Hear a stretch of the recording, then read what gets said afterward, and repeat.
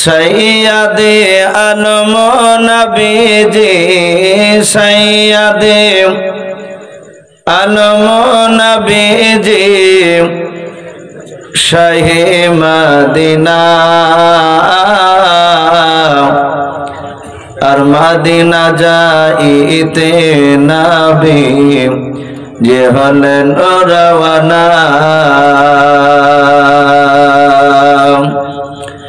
सैयदे आलम नबीजी सैयदे आलम नबीजी Shah Medina और Medina जाइते नबी जे हलेन रवाना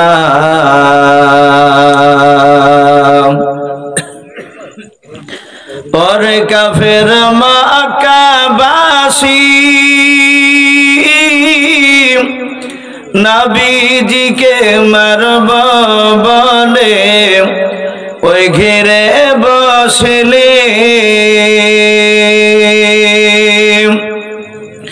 आमार नबीर पाएर जोतार समान नबीर पाएर जोतार समान होते पारबे ना और मदीना जाइते नबी जे हलेन रवाना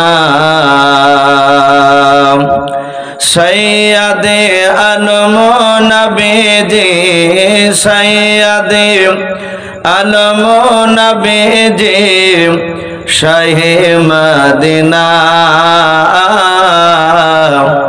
और मदीना जाइते नबी जे हलेन रवाना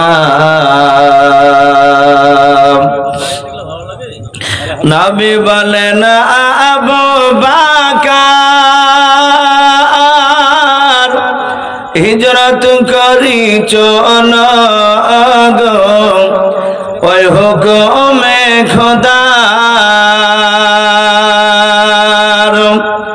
ओई राताराती चलेन नबी राताराती चलेन नबी राहे मदीना और मदीना जाइते नबी जे हलेन रवाना सैयदे आलम नबीजी सैयदे आलम नबीजी शाहे मदीना और मदीना जाइते नबी जे हलेन रवाना नबी बोलेन हजरत आली आमार बिछानाय सोए जाओ गो ओई तुम्हारे बने हजरत आली सोए गेलेन हजरत आली सोए गेलेन नबीर बिछानाय और मदीना जाइते नबी जे हलेन रवाना सैयदे आलम नबीजी सैयदे आलम नबीजी शाहे मदीना और मदीना जाइते नबी जे हलेन रवाना जानेर साथी आबू बकर हिजरत नबीर संगे যাব বলে ওই হলেন তয়ার জানের সাথী আবু বকর নবীর সঙ্গে যাব বলে ওই হলেন তয়ার রাতারাতি চলেন নবী রাতারাতি চলেন নবী সোনার মদিনায় আর মদিনা যাইতে নবী যে হলেন রওয়ানা সৈয়দে আলম নবীজি সৈয়দে আলম নবীজি শাহে মদিনা আর মদিনা যাইতে নবী যে হলেন রওয়ানা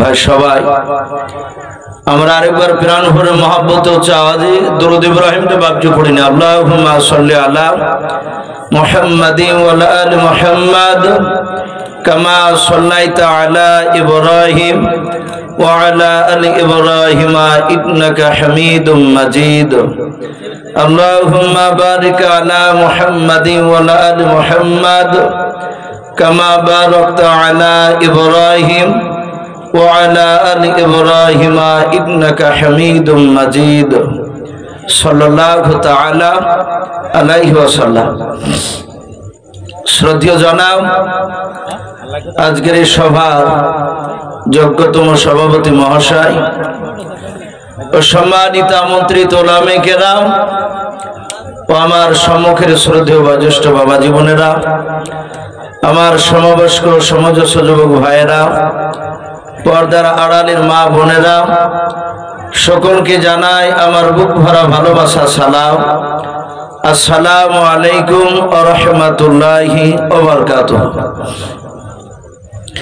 বাবজি সবাই একটু জোরে উত্তর দিলেন না আমরা যে দলেরই থাকি না কেন ভাই আমি প্রায় জায়গাতে বলি যে নাভির ওপরে হাত বাঁধা আর নাভির নিচে হাত বাঁধেনি আর দলাদলি করে লাভ নাই ভাই আমাদের সে নাভির উপরে হাত বাঁধছে বাঁধো নিচে বাঁধছে বাঁধো কিন্তু আমাদেরকে নামাজ পড়তে হবে আমরা বেরেলি দেবন্দি ফরাজে হানাফি যেই থাকি না কেন আমরা সকলেই কলেমার দিক দিয়ে আমরা দিনী ভাই বলুন আলহামদুলিল্লাহ তাই বাবজি আমি সালাম দিয়েছি সালাম দেওয়া হচ্ছে সুন্নাত আর উত্তর দেওয়া হচ্ছে ওয়াজিব আমরা সকলে জানি যে সালাম সুন্নাতের চেয়ে ওয়াজিবের গুরুত্বটা বেশি প্রথমে ফরজ তারপরে ওয়াজিব তারপরে সুন্নাত তারপরে বাবজি আপনার মুস্তাহাব নফল আমরা যাই বলি না কেন শেষের দিকগুলো তো সালাম দিয়েছি ভাই আপনারা সকলে একটু জোরে আওয়াজ দিয়ে একটু উত্তরটা দেবেন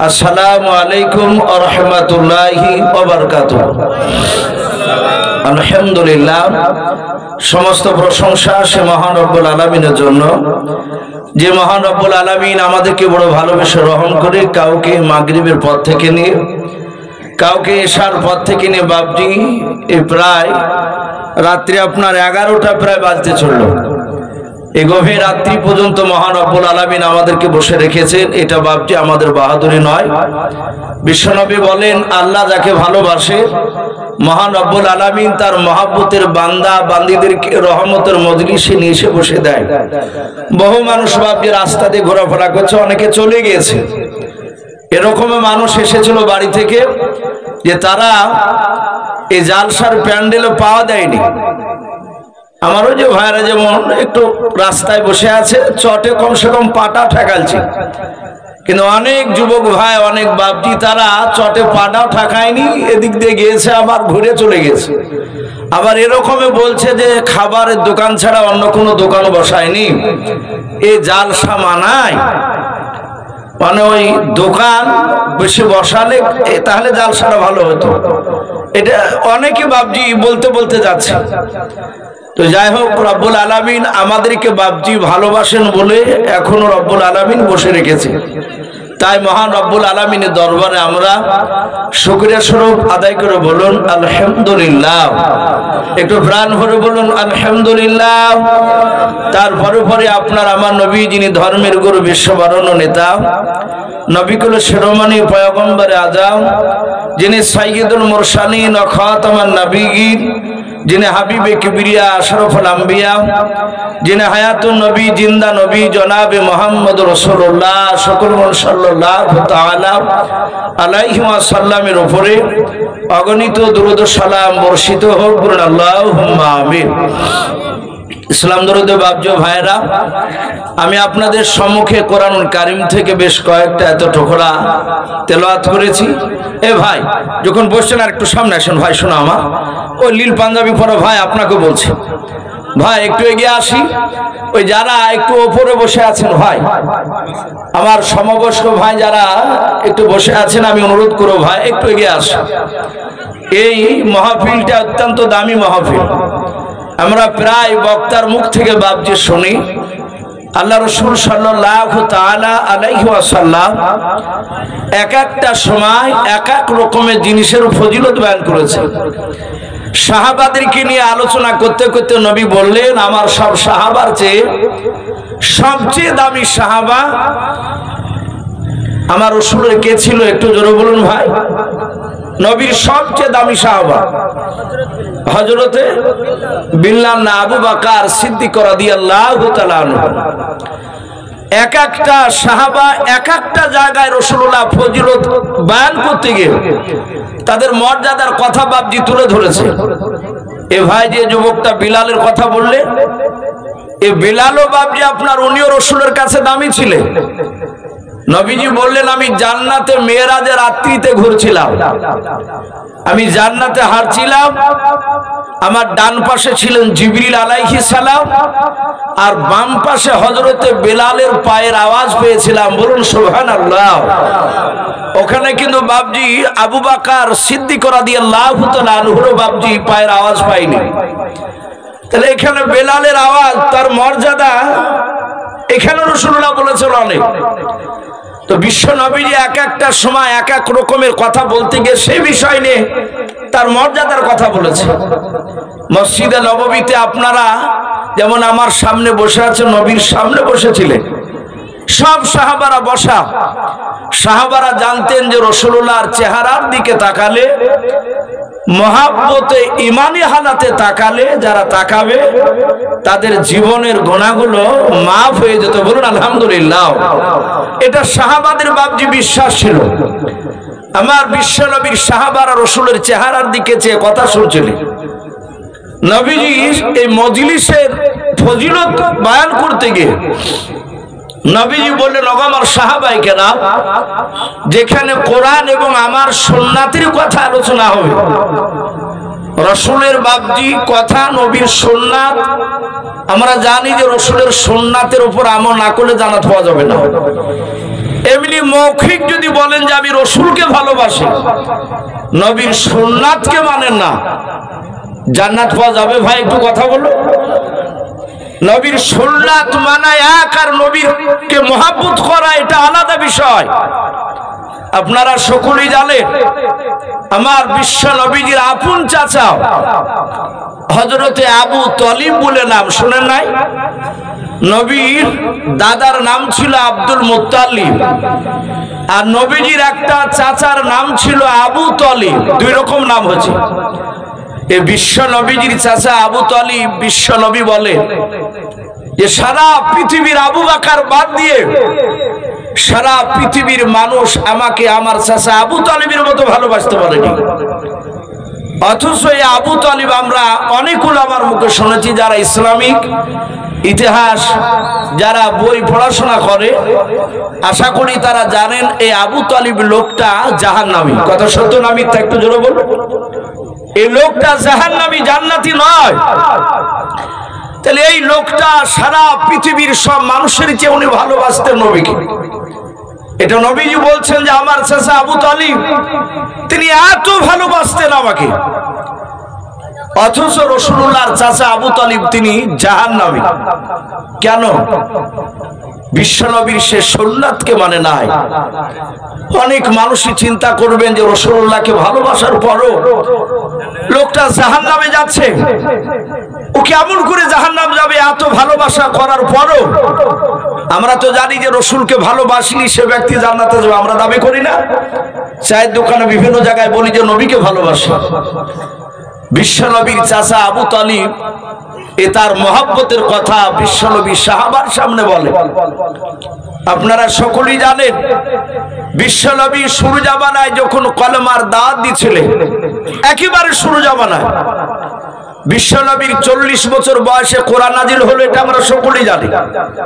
কোরআন নাজিল হওয়ার পর বাড়িতে এসে বাপজি অনেক ঘটনা, জ্বরে কাঁপছিল বিশ্বনবী, চাদর দিয়ে রাসূলুল্লাহকে জড়ে দিলে।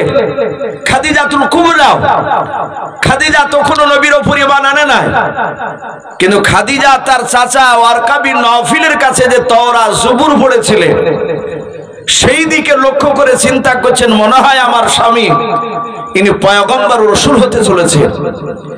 নবীজিকে সব কথা নবীজি খুলে বলেন খাদিজাকে। খাদিজা ঈমান আনলেন। বিশ্ব নবীজি বললেন খাদিজা আর বসে থাকা যাবে না, আমাকে কলেমার দাওয়াত দেওয়া লাগবে। বিশ্বনবী কলেমার দাওয়াত দিতে গেলেন, তার আগে কলেমার দাওয়াত দেওয়ার আগে নবীর একটাও দুশমন ছিল না, এখনো তাই। আপনি হক কথা বলতে গেলে আপনার দুশমন শুরু হয়ে যাবে। যতদিন আপনি হক কথা বলবেন না ততদিন মানুষের কাছে আপনি ভালো থাকবেন। বিশ্ব নবী আমার বলতে গেলেন আবু জেহেল, উতবা, সাইবা, আবু সুফিয়ান এরা সবাই রেগে গেল। আল্লাহ নবীকে বারণ করলো যে তুমি নতুন করে দ্বীনের দাওয়াত দিও না।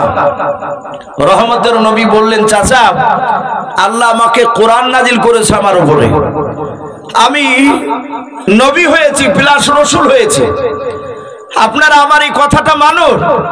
ওরা শুনল না। বিশ্ব নবী এইভাবে এক নাই দুই নাই 14 দিন চলছে। বাপ কদিন বললাম? একদম রানিং কোরআন নাজিল হওয়ার পর থেকে নিয়ে মাত্র 14 দিন। সেই দিনকার দিন বিশ্ব নবী আমার মক্কা নগরে গিয়েছে কলমার দাওয়াত দিতে। রাসূলের জীবনীতে পাওয়া যায় নবীর উপরে সর্বপ্রথম যারা ঈমান এনেছিলেন বেটা ছেলেরা, তারা বেশিরভাগ ছিল গরিব মানুষ, তারা অবস্থাশালী মানুষ। সবাই কলেমা নবীর উপর সেই সময় প্রথমে মানে নাই, তারা পড়ে নাই। এখনো দেখবেন যারা তাবলীগ করে বেড়ায় ভাই, বেশিরভাগ ওই গ্রামে দেখতে পাওয়া যায় কে মাঠে খাটা, কে দেখবেন বলছে ভাই আমার জমি জায়গা নাই। আমি 10 দিনকের বেরিয়ে এসেছি, এই 10টা লোকের মধ্যে দেখা যাচ্ছে 8টা লোকই বাপজি গরিব শ্রেণীর মানুষ। কথা ঠিক না বেঠিক? একটু কথা বলো। বেশিরভাগ গ্রামে দেখবেন আপনার গরিব মানুষরা তারাও এই রাসূলের গুণগান একটু বেশি করতে যায়। আমার বিশ্বনবী মক্কার চৌরাস্তার মোড়ে নবীজি 8-10টা লোককে কলেমার দাওয়াত শোনাচ্ছিলেন, জান্নাত জাহান্নামের বয়ান শোনাচ্ছিলেন। আর ওই সময় বেঈমান আবু জেহেল, উতবা, সাইবারাও ওরা বাপজি রাসূলুল্লাহর কাছে গিয়ে বলল এই তুমি আবার কি বলছো? আল্লাহর নবী জনাবে মুহাম্মদ রাসূলুল্লাহ সাল্লাল্লাহু তাআলা আলাইহি ওয়াসাল্লাম, আল্লাহর নবী বললেন চাচা আমি প্রায় আজ থেকে নিয়ে 13 দিন আগ পর্যন্ত আমার চাচারাও আপনারা সকলে জানেন আমি কলেমা পড়তেছি, কলেমা লা ইলাহা ইল্লাল্লাহু মুহাম্মাদুর রাসূলুল্লাহ সাল্লাল্লাহু তাআলা আলাইহি ওয়াসাল্লাম। এই কলেমার দাওয়াত দিচ্ছে চাচা, আপনারা এর আগেও শুনেছেন, আবার জিজ্ঞাসা করেন। আল্লাহর নবীজির কলার কানা বাপজি বেঈমান আবু জেহেল ধরে ফেললাও। বিশ্বনবী বলেন চাচা আমি তো আপনাকে কোনো আঘাত দিয়ে কথা বলি নাই। সঙ্গে সঙ্গে কলার কানাকে ধরে এমন ভাবে পাকসাটা মারলো, টান দিল, রাসূলুল্লাহ দাঁড়াস করে বাপজি মাটিতে পড়ে গেলেন।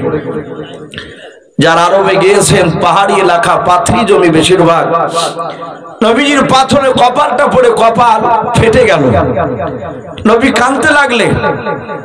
সারা পৃথিবীর শ্রেষ্ঠ রাসূল, যে নবীজির ঘাম দিয়ে বাপজি মুশকে আম্বার নাই খুশবু বের হতো, যে নবী এক রাস্তা দিয়ে একবার হাঁটতেন ওই রাস্তায় নবী আর 14 দিন না হাঁটলে ওই রাস্তায় নবত নবত নবীর গন্ধ পাওয়া যেত, খুশবু পাওয়া যেত। বিশ্ব নবী দুনিয়াতে হাসলে যতবার হাসতেন নবীর সম্মানার্থে আল্লাহ জান্নাতের মর্যাদাকে বৃদ্ধি করে দিতেন, বলুন সুবহানাল্লাহ। আর সেই নবীকে বাপজি আবু জেহেল চিনতে পারলো না, নবীর কলার খানাকে ধরে টান মেরে বাপজি ফেলে দিল। আমার বিশ্ব নবী পড়ে বললেন, চাচা আমি তো কোনো অন্যায় করিনি, আল্লাহ আমাকে কলমার দাওয়াত দিতে বলেছে। আপনারা যে সব পূজা করছেন, ধর্ম যার উপরে বিশ্বাস করছে, এগুলো ঠিক নয়। আপনি এক আল্লাহর ইবাদত করুন। ওদবা সাইবা তারা পাথর তুলে রাসূলুল্লাহর গায়ে বাপজি আবার আঘাত করলো। নবীর কপাল ফেটে রক্ত বেরোলো, নবীজি রক্তটা মুছলে জায়গাটা ফুলে গেল। নবীকে আবার গলায় ধাক্কা দিয়ে বাপজি দূর করে বলল, এই আগামী কাল থেকে আর কলমার দাওয়াত দিবি না, যদি দিস আজ যা মারলাম এর চেয়ে আরো বেশি মারবো তোকে। রহমতের নবী কাঁদতে কাঁদতে চলে গেলে পেছন দিকে বাপজি ঘুরে তাকাচ্ছেন, এরা আমাকে চিনতে পারলো না, আমি যে রাসূল এরা চিনতে পারলো না। আমার দরুদি নবী কাঁদতে কাঁদতে বাপজি চলে যাচ্ছে। আর কিছুক্ষণ পরই রাসূলের আপন চাচা আবু তালিব ওই মক্কা নগরে যে কোনো কাজ নিয়ে যাচ্ছিল। আবু জেহেল, উতবা, সাইবা, আবু সুফিয়ান তাবুর তাবুর নেতা। সে সময় মক্কা নগরে কাফিরে তারা ওরা ওখানে বসে আছে। আবু তালিব গিয়ে বলল, ভাই কি ব্যাপার সব নেতাগুলো এখানে? বলে, হ্যাঁ আমরা একটা কাজে এসেছিলাম। নবীর চাচা আবু তালিব আবু জেহেলকে বলছে, ভাই তোমার মনটা ভারী কেন? মুখটা ভারী করে বলল, তুমি জানো না এই তোমার ভাতিজার খোঁজ রেখেছো? বিশ্ব নবীজি বললেন, নবীজির চাচা আবু তালিব ডাক দিয়ে বলল, ওগো আবু জেহেল ভাই, আমি জানি যে ওই ছেলে যুবক আমার ভাতিজা সে নতুন দিনের দাওয়াত দিয়ে বেড়াচ্ছে। আমি তো তার দিনকে মানিনি, আমি তার কলেমা পড়ি নাই, আমি আমার বাপ দাদা ধর্মের ওপরই অটুট হয়ে আছি। আমি আমার বাপ দাদা ধর্মকে বিশ্বাস করি, ওর ধর্ম মানি না। আবু জেহেল বলল, শুধু তোমার খাতিরে আমরা ওকে বেশি মারিনি। শুনে নাও ভাই, তুমি আজকে দিনের বেলায় বাড়ি গিয়ে ওকে বুঝিয়ে বলো, আগামী কাল যদি কলেমার দাওয়াত দিতে বেরোয় তাহলে আমরা তাকে মারতে মারতে তাকে হত্যা করে ফেলবো, আমরা ওকে বেঁচে রাখবো না। যখনই বিশ্ব রাসূলকে বাপজি মারবো বলল, জীবনীতে এসেছে সেরাতে হালবিয়া বলে একটি কিতাব, তাতে বিশ্ব নবীজির চাচা আবু তালিবের দুই চোখের কোনা দিয়ে বাপজি পানি ঝরছিল। রহমতের নবীর চোখ দিয়ে বাপজি আপনার নয়, নবীজির চাচা আবু তালিব তার চোখ দিয়ে বাপজি যখন পানি ঝরছে। আচ্ছা বলেন, রাসূলের চাচাকে কি আঘাত করেছিল? কথা বল। আবু জেহেলরা আঘাত করে নাই, শুধু বলেছে তোমার ভাতিজা যদি আগামী কাল কলেমার দাওয়াত দেয় আমরা তাকে মারতে মারতে তাকে হত্যা করব, শেষ করে দেব। আমার বিশ্ব রাসূলের চাচা আবু তালিব নবীকে বড্ড ভালোবাসতো। আপনারা যারা এখানে আছেন, আমাকে ব্যক্তিগত যারা ভালোবাসে, আমার বিরুদ্ধে কথা বলে অনেকের কষ্ট হবে, এটা স্বাভাবিক। আপনাকে যদি আমি ভালোবাসি, আমার সামনে আপনার বিরুদ্ধে কথা বললে আমার কষ্ট হবে, এটা মহব্বতের পরিচয়। নবীর চাচার আবু তালিবের দুই চোখের কোনা দিয়ে পানি ঝরছে, রাসূলকে মারবো বলেছে। বলল, ভাই আমাকে আবু তালিব, আমি আবু তালিব, আমার ভাতিজা মুহাম্মদ সাল্লাল্লাহু আলাইহি ওয়াসাল্লাম ও তার দুরূদ পড়ছে না। মুহাম্মদ সাল্লাল্লাহু আলাইহি ওয়াসাল্লাম আশা করি আমার কথা সে মানতে বাধ্য হবে, আমার কথার বাইরে যাবে না।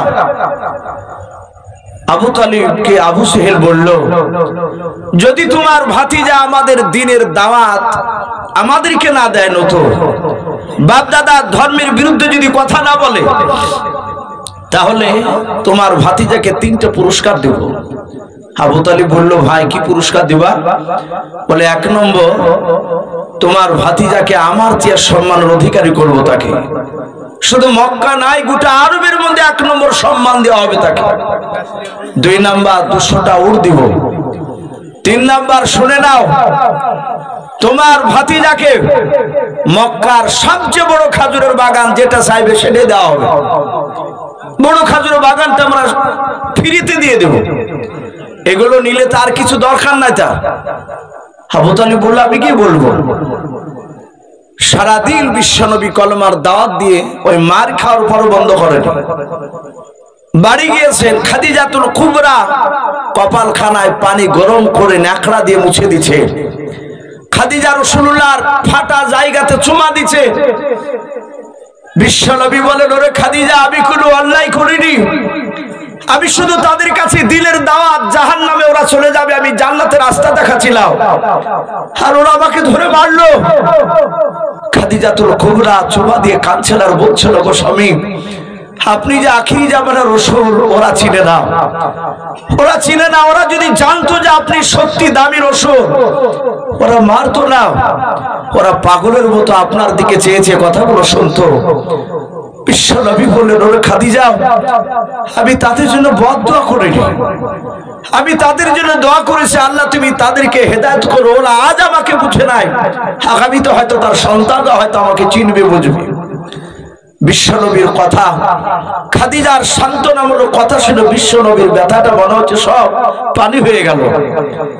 আমাদের বেশিরভাগ যারা বিবি আছে, এই কারো কাছে মার খেয়ে বাড়িতে গিয়ে যদি একটু যদি কাঁদেন, ও কান্না বাদ দিয়ে যদি চোখে হাত বুলান, পানি বেড়ায়, বলবে কি হলো, কাঁদছো কেন? চোখে পোকা পেলো নাকি? পোকা পড়েছে চোখে? বলে পোকা নাই, অমুক জোলা মারিয়েছে আমাকে। তো অমনি সাথে হাতে বলবে তার লাখ শুয়ে ফাটিয়ে দিতে পারো নি।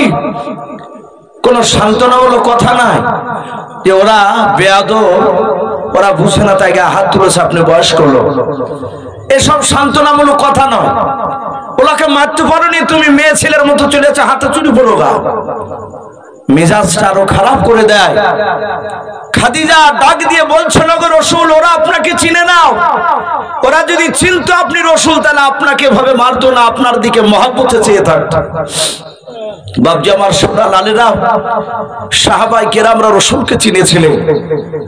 আমার সাহাবারা নবীর দিকে এমন ভাবে তাকাতে, নবী মাঝে মাঝে বলতেন, গো সাহাবারা অমন করে আমাকে দিকে তাকাও কেন? অন্যদিকে পাজাল ফালো না, আমার দিকে তাকাও কেন? বলছেন, ওগো রাসূল, আপনাকে যে আমরা বড্ড ভালোবাসি, নবী আপনার দিকে তাকিয়ে অন্যদিকে তাকাতে আমার মন চায় না। জোরে বলুন আলহামদুলিল্লাহ। এই ছিল তাদের মহব্বত, ভালোবাসা।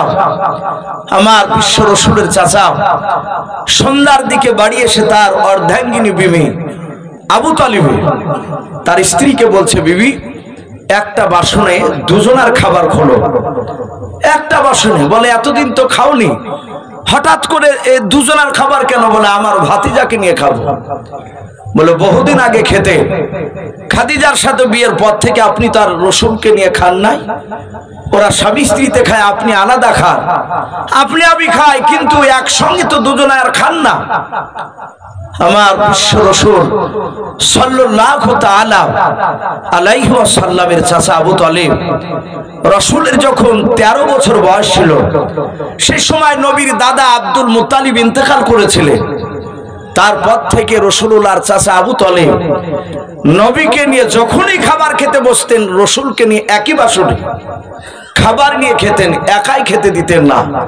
উনি ভাবতেন, আমি যদি না খাই, একা হয়তো খেয়ে নিলাম, পরে হয়তো আমার ভাতিজাকে আমার স্ত্রী হয়তো পেট ভরে খাবার নাও দিতে পারে।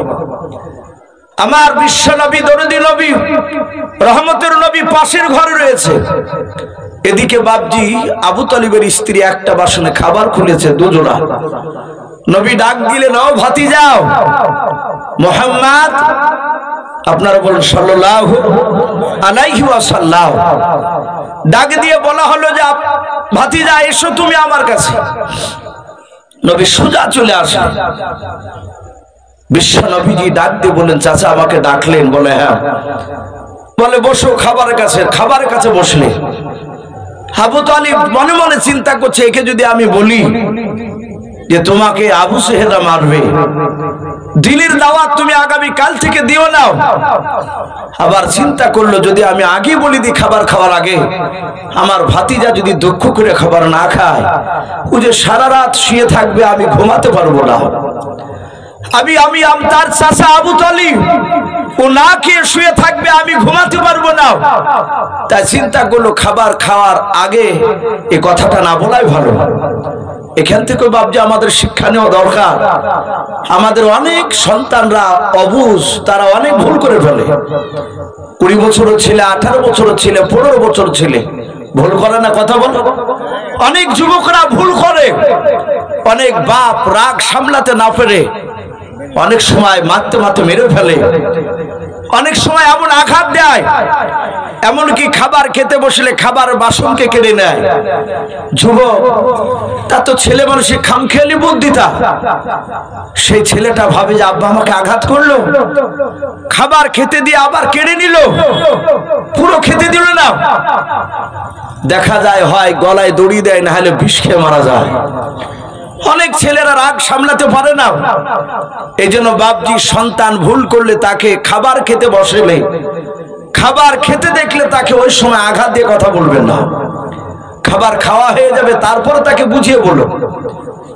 বিশ্ব নবীজি চিন্তা করলেন, না নবী চাচা, যে আমি ওকে খাওয়ার আগে বলবো না, খাবার খেয়ে নেক তারপরে বলবো। ডাক দিয়ে বলেছিল, ভাতিজা খাবার খেতে তুমি শুরু করে দাও। আল্লাহর নবী জনাবে মুহাম্মদ রাসূলুল্লাহ সাল্লাল্লাহু তাআলা আলাইহি ওয়াসাল্লাম নবীজি ডাক দিয়ে বলেন, চাচা বেয়াদবি হলে মাফ করবেন। ওগো আল্লাহর নবীজি, যেদিন আমার বয়স ছিল 13 বছর বলে, হ্যাঁ রে বাবা, ওই দিনকে আমার দাদা আব্দুল মুত্তালিব ইন্তেকাল করে গিয়েছিল। সেই দিন থেকে চাচা খাদিজার সঙ্গে বিয়ে হওয়ার দিন পর্যন্ত, সকাল পর্যন্ত, ওগো আমার চাচা, ওই এত বছর ধরে আপনি একবার শুনে আমাকে না নিয়ে খাবার খেতেন না। ওগো চাচা, আপনি ভালো করে লক্ষ্য করে দেখেছেন, একই সঙ্গে আপনি আর আমি খাবার খেতে বসলে আপনি আগে খাবার না খেলে আমি আপনার ভাতিজা আগে খাবার খেতাম না, আপনি আগে খাবার খেতেন। ওগো আমার চাচা, আপনি আগে খাবার শুরু করেন খেতে, তারপরে আমি খাবো। আল্লাহর নবীজির এই কথা শোনার পর নবীজির চাচা আবু তালিব আর থাকতে পারলো না, ধৈর্যের বাঁধ বাপজি ভেঙে ফেললাম। আল্লাহর নবীজিকে বাপজি পাদা মেরে জোরে জোরে বলেছিলাম, ওরে আমার ভাতিজা, তুমি আমাকে এত ভালোবাসো বলে, হ্যাঁ চাচা, আমি আপনাকে আমার আব্বার চেয়ে আমি বেশি ভালোবাসি। ও চাচা, আমি আমার আব্বা জানকে আমি চোখে দেখতে পাই নাই। মার পেটে যখন আমি 6 মাসের বাচ্চা ছিলাম, ওই সময় চাচা আপনাদের মুখ থেকে শুনেছি, আমার মার মুখ থেকে শুনেছি চাচা, ওই সিরিয়ায় ব্যবসা করতে গিয়েও মাকামে আবুয়া জায়গাটায় ইন্তেকাল করে গেছে, ওখানে দাফন আছে আমার আব্বার। ওগো আমার চাচা, আমি আমার আব্বাকে নিজ চোখে আমি দেখতে পাই না, আপনাকে আমি শুনে নাও, নিজের আব্বার চেয়ে বেশি ভালোবাসে, আপনাকে মহব্বত করে। আল্লাহ রাসূলের চাচা কপালে চুমা দিয়ে বলেছিল, ভাতিজা, ও ভাতিজা, আমি যে তোমাকে বড্ড ভালোবাসি রে বাবা। তাড়াতাড়ি বললাম, আজকে দিনের বেলা কি আবু জেহেল, উতবা, সাইবা, আবু সুফিয়ান এদের সঙ্গে কি তোমার দেখা হয়েছিল? আল্লাহর নবীজির চাচার সামনে বাবা বাচ্চা ছেলের মতো বাবা ফুফরে ফুফরে কাঁদতে কাঁদতে বলেন, ওগো চাচা, এই দেখেন আমার কপাল ফাটা। বলে, হ্যাঁ বাবা দেখতে পাচ্ছি।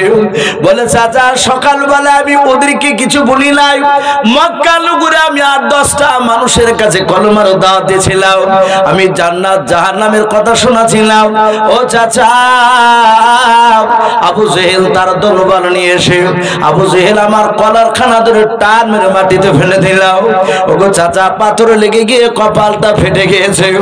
আল্লাহর নবীর চাচা আবু তালিব বাপ যে আহমা করে চিৎকার করে কেঁদে উঠলেন। আল্লাহর নবীর কপালটা কাছে নিয়ে এসে আবু তালিব বাপ যে চুমা দিয়ে দিলাম। ডাক দিয়ে বলে, ভাতিজা তোমাকে মেরেছে? বলে, হ্যাঁ। আমাকে ডাক দিয়ে বলেছে, তোমার ভাতিজা আগামী কাল থেকে যদি কলমার দাওয়াত দেওয়া বন্ধ না করে আমরা মারতে বাধ্য হবো, তাকে মেরে ফেলবো। ওরে আমার ভাতিজা, আমি তোমার হাত খানা ধরে বলে, বাবা ওদের চেহারার দিকে আমি চেয়ে দেখলাম, ওদের চাউনি ভালো ছিল না, ওদের চোখগুলো মোটা মোটা ছিল। ও ভাতিজা আগামী কাল থেকে জানো বাবা কলমার তুমি দাওয়াত দিতে যাবে না। ওরে বাবা তোমাকে মারলে আমি যে তোমার চাচা আবু তালিব আমি সহ্য করতে পারি না, থাকতে পারি না। ও ভাতিজা তুমি শুনে নাও আর কলমার দাওয়াত দিও নাও। আল্লাহর নবী আবু তালিবের হাত ওখানে জুড়ে ধরলেন, কাঁদেন আর বলেন চাচা আপনি সব বারণ করলে সব আর না শুনব, কিন্তু কলমার দাওয়াত দিয়ে আপনি বারণ করেন না চাচা আমাকেও। আল্লাহর নবীজির চাচা ডাক দিয়ে বলল ভাতিজা আবু জেহেলরা একটা খুশির খবর শুনিয়েছে। বলে কেউ?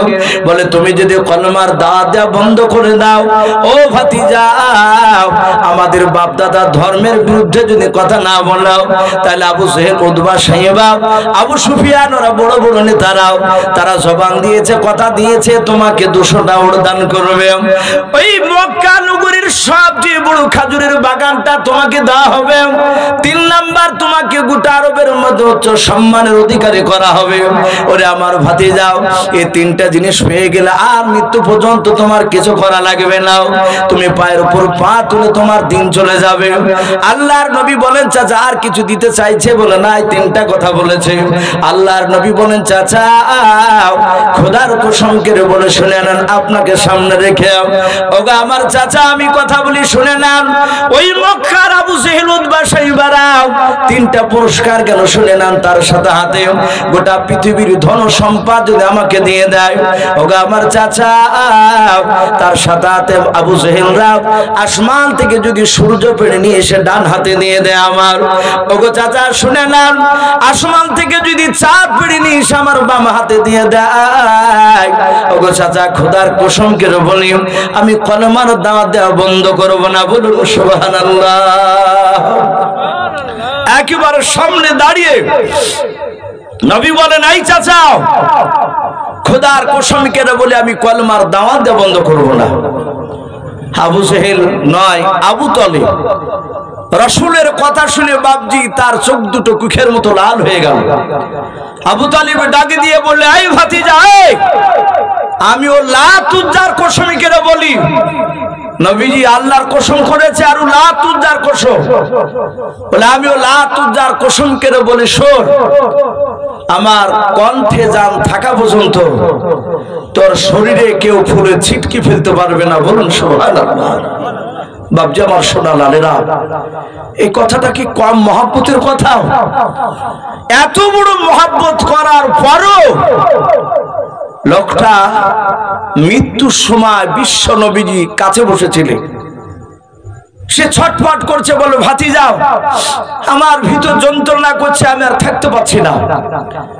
নবী কাঁদছেন আর হাতখানা ধরে বলছেন চাচা শুধু একবার কলমা পড়ে।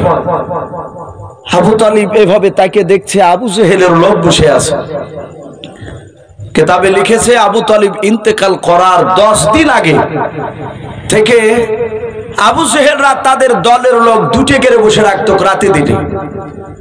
সকালে আসতো সন্ধ্যা পর্যন্ত থাকতে 2টো বেঈমান, এরা আবার চলে যেত, আবার নতুন করে 2টো বেঈমান আসতো আবু জেহেলের দলের লোক, ওরা আবার ফজর পর্যন্ত সকাল পর্যন্ত থাকতো। এ কেন থাকতো? আবু জেহেল বলেছিল বলবা সে যেন মুহাম্মদ সাল্লাল্লাহু আলাইহি ওয়াসাল্লামের কথা কলমা যেন না পড়ে।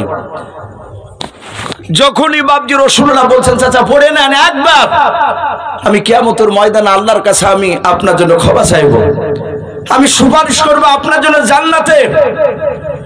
আবু তালিব বলল ভাতিজা এতদিন যখন পড়িনি আর মৃত্যুর সময় আর পড়বো না।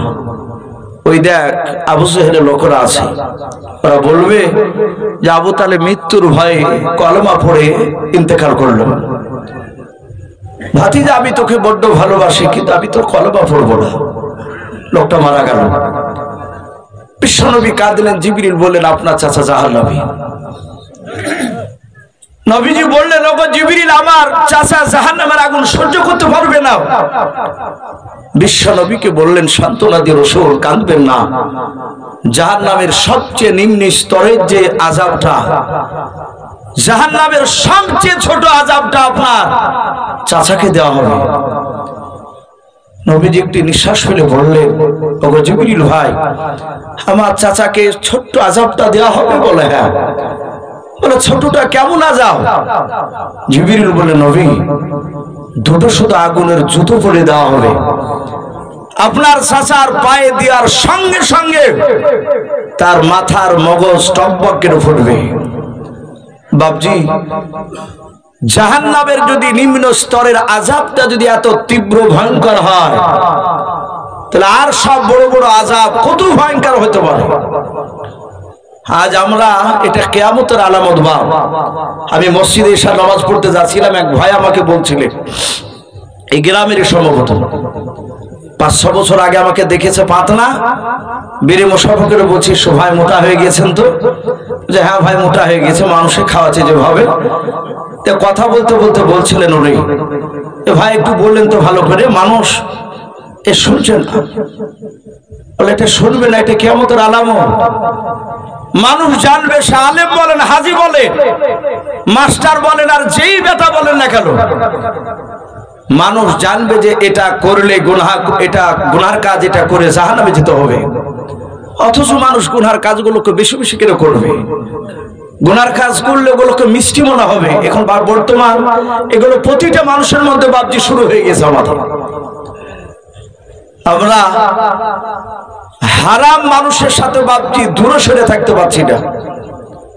আমরা জানছি যে এই লোকটা সে সুদ খায়, অথচ তার কাছে বসে তার বাড়িতে গিয়ে খাবার খাচ্ছে আমরা। জানার পরও বাপজি আমরা গুনাহগুলো করছি, এগুলো কিয়ামতের আলামত। মানুষ গুনাহকে ভয় করবে না, বরঞ্চ নেকির কাজকে করতে মানুষ ভয় করবে। নামাজের জন্য বাপজি মানুষকে ডাকতে গেলে পুলিশকে দেখে না যা ভয় পায়, তা তাবলীগ লোকদেরকে দেখলে ভয় পায় কিছু মানুষ। ক্যারাম বোর্ড খেলছে যাহাতে বাপজি তসবিলে 8-10টা লোক যাচ্ছে ওদিকে, আর ওই গাছের ফাঁক দিয়ে দেখেছে যে ও হয়তো আসছে আমাদের দিকে, আর নাই গুটি মুটি সব বোটে ফোনিয়ে একদম এইদিক ওদিক চারিদিকে দৌড়াচ্ছে তারা ভয়ে। যে নামাজ একটা এত কঠিন আমাদের হয়ে গিয়েছে বাপজি, আমাদের মধ্যে খুশু নেই, মহব্বত দিন থেকে সরে যাচ্ছে। আমার বিশ্ব নবী, রহমতের নবী জনাবে মুহাম্মদ রাসূলুল্লাহ সাল্লাল্লাহু তাআলা আলাইহি ওয়াসাল্লাম তিনি কাঁদছিলেন তার চাচার জন্য। আমার বলার উদ্দেশ্য এই যে এত ভালোবাসার পরও সে রসুলের চাচা জাহান্নামে যেতে হয়েছে, রসুলের সুন্নাতকে সে মানেনি। এখন আপনি আমি যতই বলি যে নবীকে ভালোবাসি, নামাজ পড়বেন না, আপনি হালাল হারাম দেখবেন না, খাবার খেতে গেলে তা তো সুন্নাত তরিকা আছে, বাথরুমে গেলে সুন্নাত তরিকা আছে। আপনি সবগুলোর দিকে যদি লক্ষ্য না রাখেন, শুধু মৌখিক বলছেন আমি নবীকে ভালোবাসি। একটা মানুষ দেখেন বাপজি বছরকার 2 ঈদের ছাড়া নামাজ পড়ে না, অথচ আল্লাহু আকবার ও একার সময় এমন ভাবে নবীর কথা বলবে মনে মওলানা ওকে পারবে না। এটা অনেকেই বলে, কিন্তু বাপজি এতটুকু মনে রাখবে, রসুলের সুন্নাতকে না মানলে জান্নাত পাওয়া সম্ভব নয়। হ্যাঁ, আপনি বেনামাজি, আমি বেনামাজি, আল্লাহ হয়তো ইচ্ছা করে হয়তো আমাদেরকে মাফ করে দিতে পারে, দয়া, সেটা ভিন্ন কথা, সেটা ওটা আল্লাহর ব্যক্তিগত ব্যাপার। তাহলে আপনাকে আমাকে যে মাফ করবে তার তো কোনো গ্যারান্টি নেই। কিন্তু রসুল বলেছেন বাপজি নামাজ পড়তেই হবে। আমি বলছিলাম রসুলের সুন্নাত মানা লাগবে। যে সব যুবক ভাইরা এখানে বসে আছেন, বাপজিরা বসে আছে, এই যে জমিয়ে বসা, এটাও বাপজির সুন্নাত। বিশ্বনবী বললেন যে এখানে কোরআন এবং নবীর সুন্নাতের কথা আলোচনা হয়। আমি সে প্রথমে বলছিলাম কথাটা, সে মাহফিলে মানুষ এসে জমে বসলে যারাই বসবে তাদের পূর্বেকার গুনাহ মাফ হয়ে যাবে যদি মহব্বতে বসে যায়। আর এক জায়গায় লিখেছে বাপজি 500 রাকাত নফল নামাজ পড়ে যতটা সম পাওয়া যায়, আপনি দিনী মজলিসে এসে 5 মিনিট যদি বসেন, বুঝতে না পারলো একটু যদি চুপচাপ যদি আদবের সহিত বসে, আপনার আমলনামায় তার ডবল নেকি লেখা হবে। বলুন আলহামদুলিল্লাহ। বাপজি আমার সোনা লালেরা, বিশ্বনবী এই মজলিসের বর্ণনা করছিলেন, আর হঠাৎ করে নবীর একজন সাহাবা জাবের রাদিয়াল্লাহু তাআলা আনহু বলে নাম শুনেছেন বাপ? জাবের, উনি রাসূলের এত দামি সাহাবা, আমরা অনেক হিকমত বাপজি আমাদের মধ্যে নেই। আপনি আমার কথাগুলো একটু মিলাবেন। আমি বাস্তবে বাপজি দেখছি গেল, বেশ কিছুদিন আগে বাপজি দেখেন সব রেকর্ডিং হচ্ছে। অনেক মানুষ হয়তো লাইভে হয়তো দেখছো হয়তো বসে এক একটা কথা যদি বাপজি গ্রামের বলে ফেলছি, তো পরের দিন গিয়ে বলছে মৌলানা সাহেব আপনি যার সাথে আমার কথা বলেছে, আচ্ছা ভাই আপনার কথা নাম করে তো বলিনি, আপনি ওই কাজ করেছিলেন তাই বুলিয়ে ফেলাচ্ছেন। মসজিদে বাপজি নমাজ পড়ছে এক মুসল্লি, তার এক মুসল্লি সে বলছে ভাই আপনার তো নমাজটা এভাবে হলো না। তো ফটাম করে রেগে গিয়ে বলছে এই তুমি তো পীর দাবি করবা, তুমি আমার চেয়ে বেশি জানো নাকি? সেখানে স্বয়ং আমি বসে আছি। আমি বললাম ভাই চাচা এই লোক করে কথা খারাপ বলেনি, যদি আপনার ভুল হয় আপনি বলে না যে হ্যাঁ এটা আমার ভুল হয়েছে। যে ভুল ধরে দেয় সে বন্ধু, আর যে ভুল ধরে দিবে না সে আপনার দুশ্মন।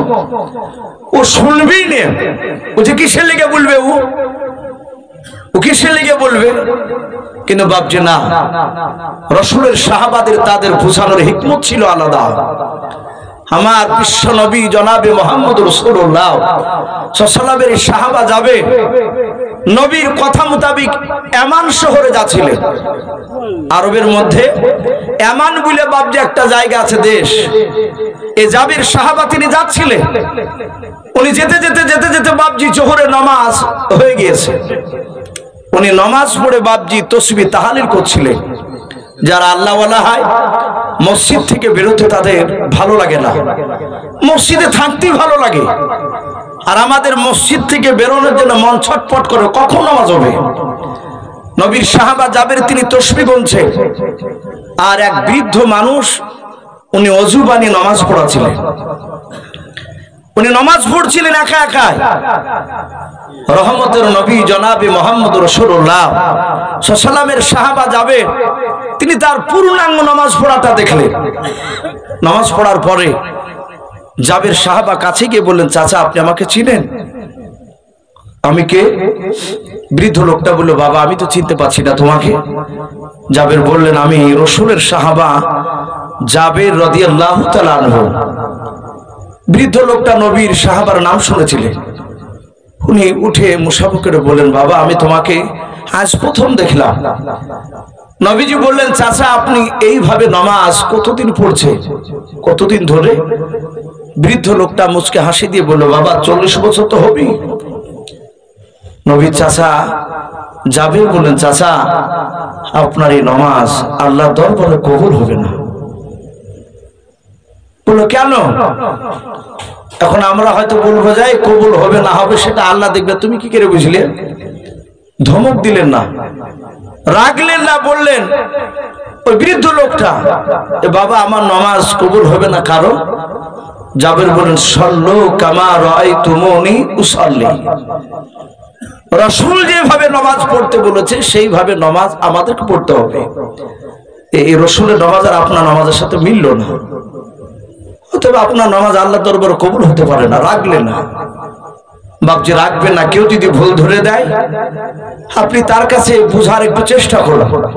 সন্দেহ হলে আপনি ওই কথাটা আর এক আলেমকে জিজ্ঞাসা করুন, 2-10টা মাওলানাকে জান্নাওয়ালাদের কাছে জিজ্ঞাসা করুন, তাহলে আপনি সঠিকটা আপনার সমাধান হয়ে যাবে, বুঝতে পারবেন যে হ্যাঁ কথাটা উনি ঠিকই বলেছিলেন।